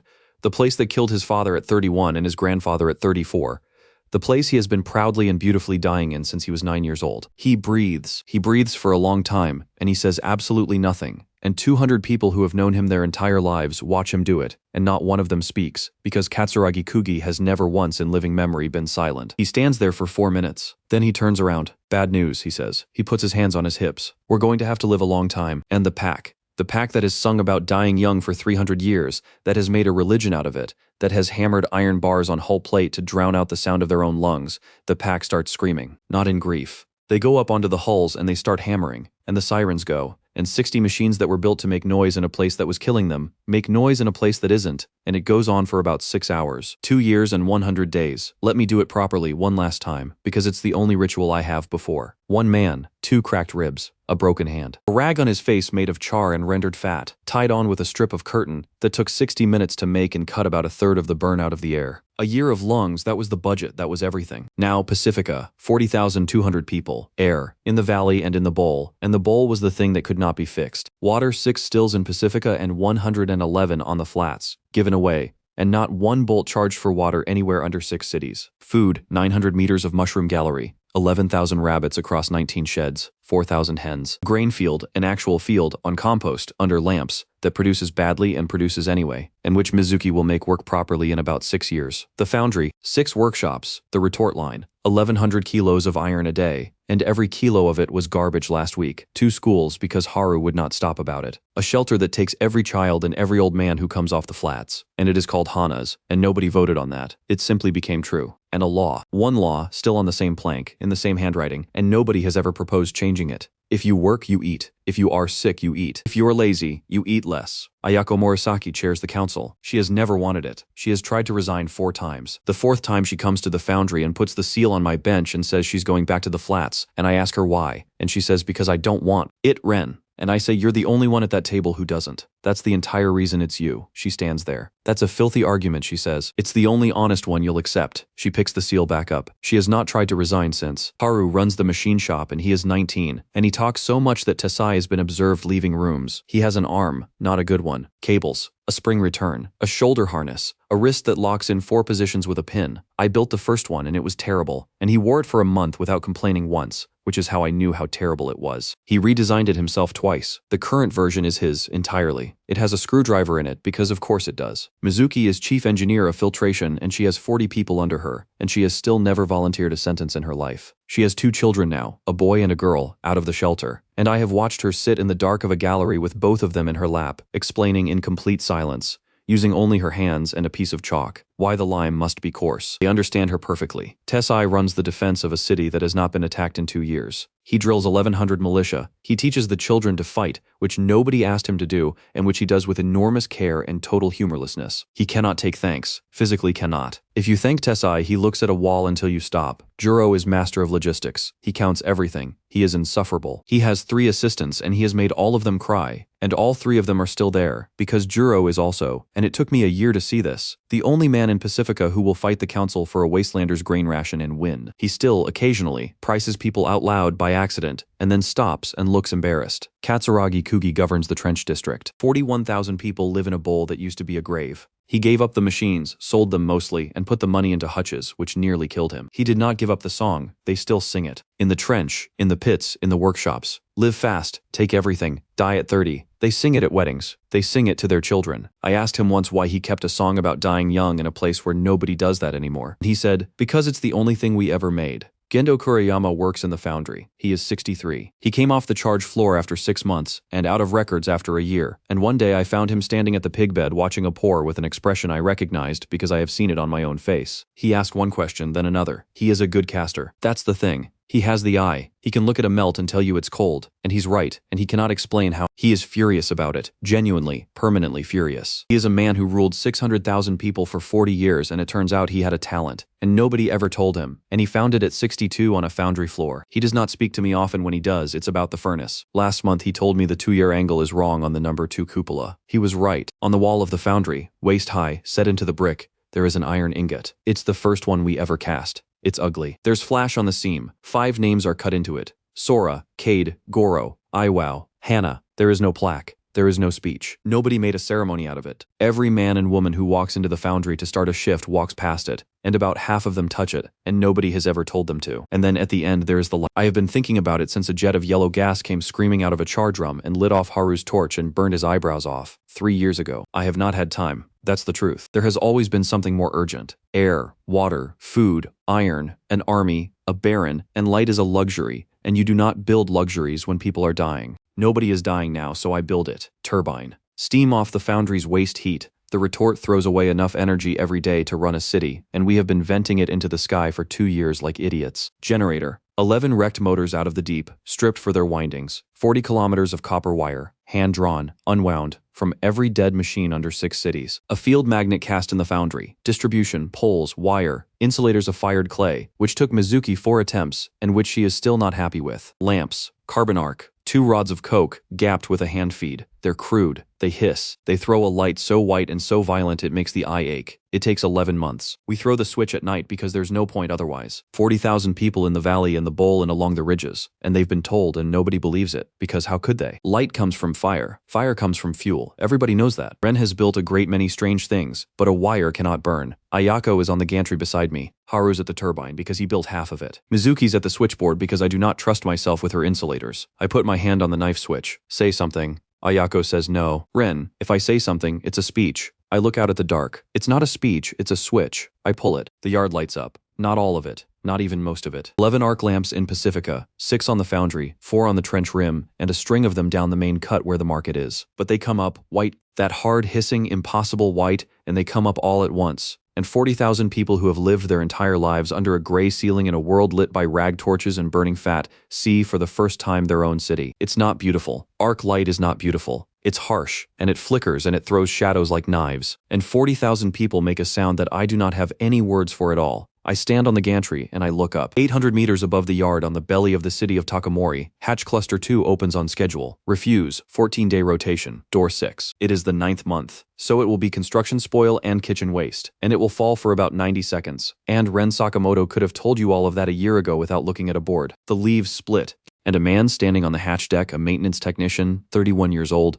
on a shift he has worked for 11 years, who has looked down into that hole perhaps 4,000 times and seen nothing ever but gray, looks down and sees light, not fire, not a fire's orange, a hard white geometric grid of it, in lines, in a pattern, arranged in the shape of streets. He does not move for a long time. Then he turns and runs for the stairs, and he is going to tell someone, and they are not going to believe him, and it is going to take a very long time, and a great many arguments before anybody up there admits what is underneath them. But he saw it. Somebody up there finally looked down. I see the hatch open. I see the square of light in the belly of the city, a bright rectangle in all that gray, 800 meters up, and there's a shape in it. Somebody is standing in the open door of Takamori, looking down at me. I don't wave. I don't shout. I don't raise a fist. I don't make a single sound. I look at the city that put me on a hatch in front of a crowd that came early for the good spots, that sold fried dough, where a woman explained me to a 5-year-old boy and the boy waved. I look at it for about 4 seconds. Then I turn around, because Haru is shouting at me from the turbine house. The second turbine has to be online by winter. We're 1,100 meters of copper short and the draw plate is cracked. And there's a council meeting in the morning about the eastern water lines, and somewhere behind me an arc lamp is hissing over a market where people are still awake, buying things they made. They threw away everything they didn't need, I say. Ayako is looking at me. I built a city out of it. I go down the ladder. Let them look.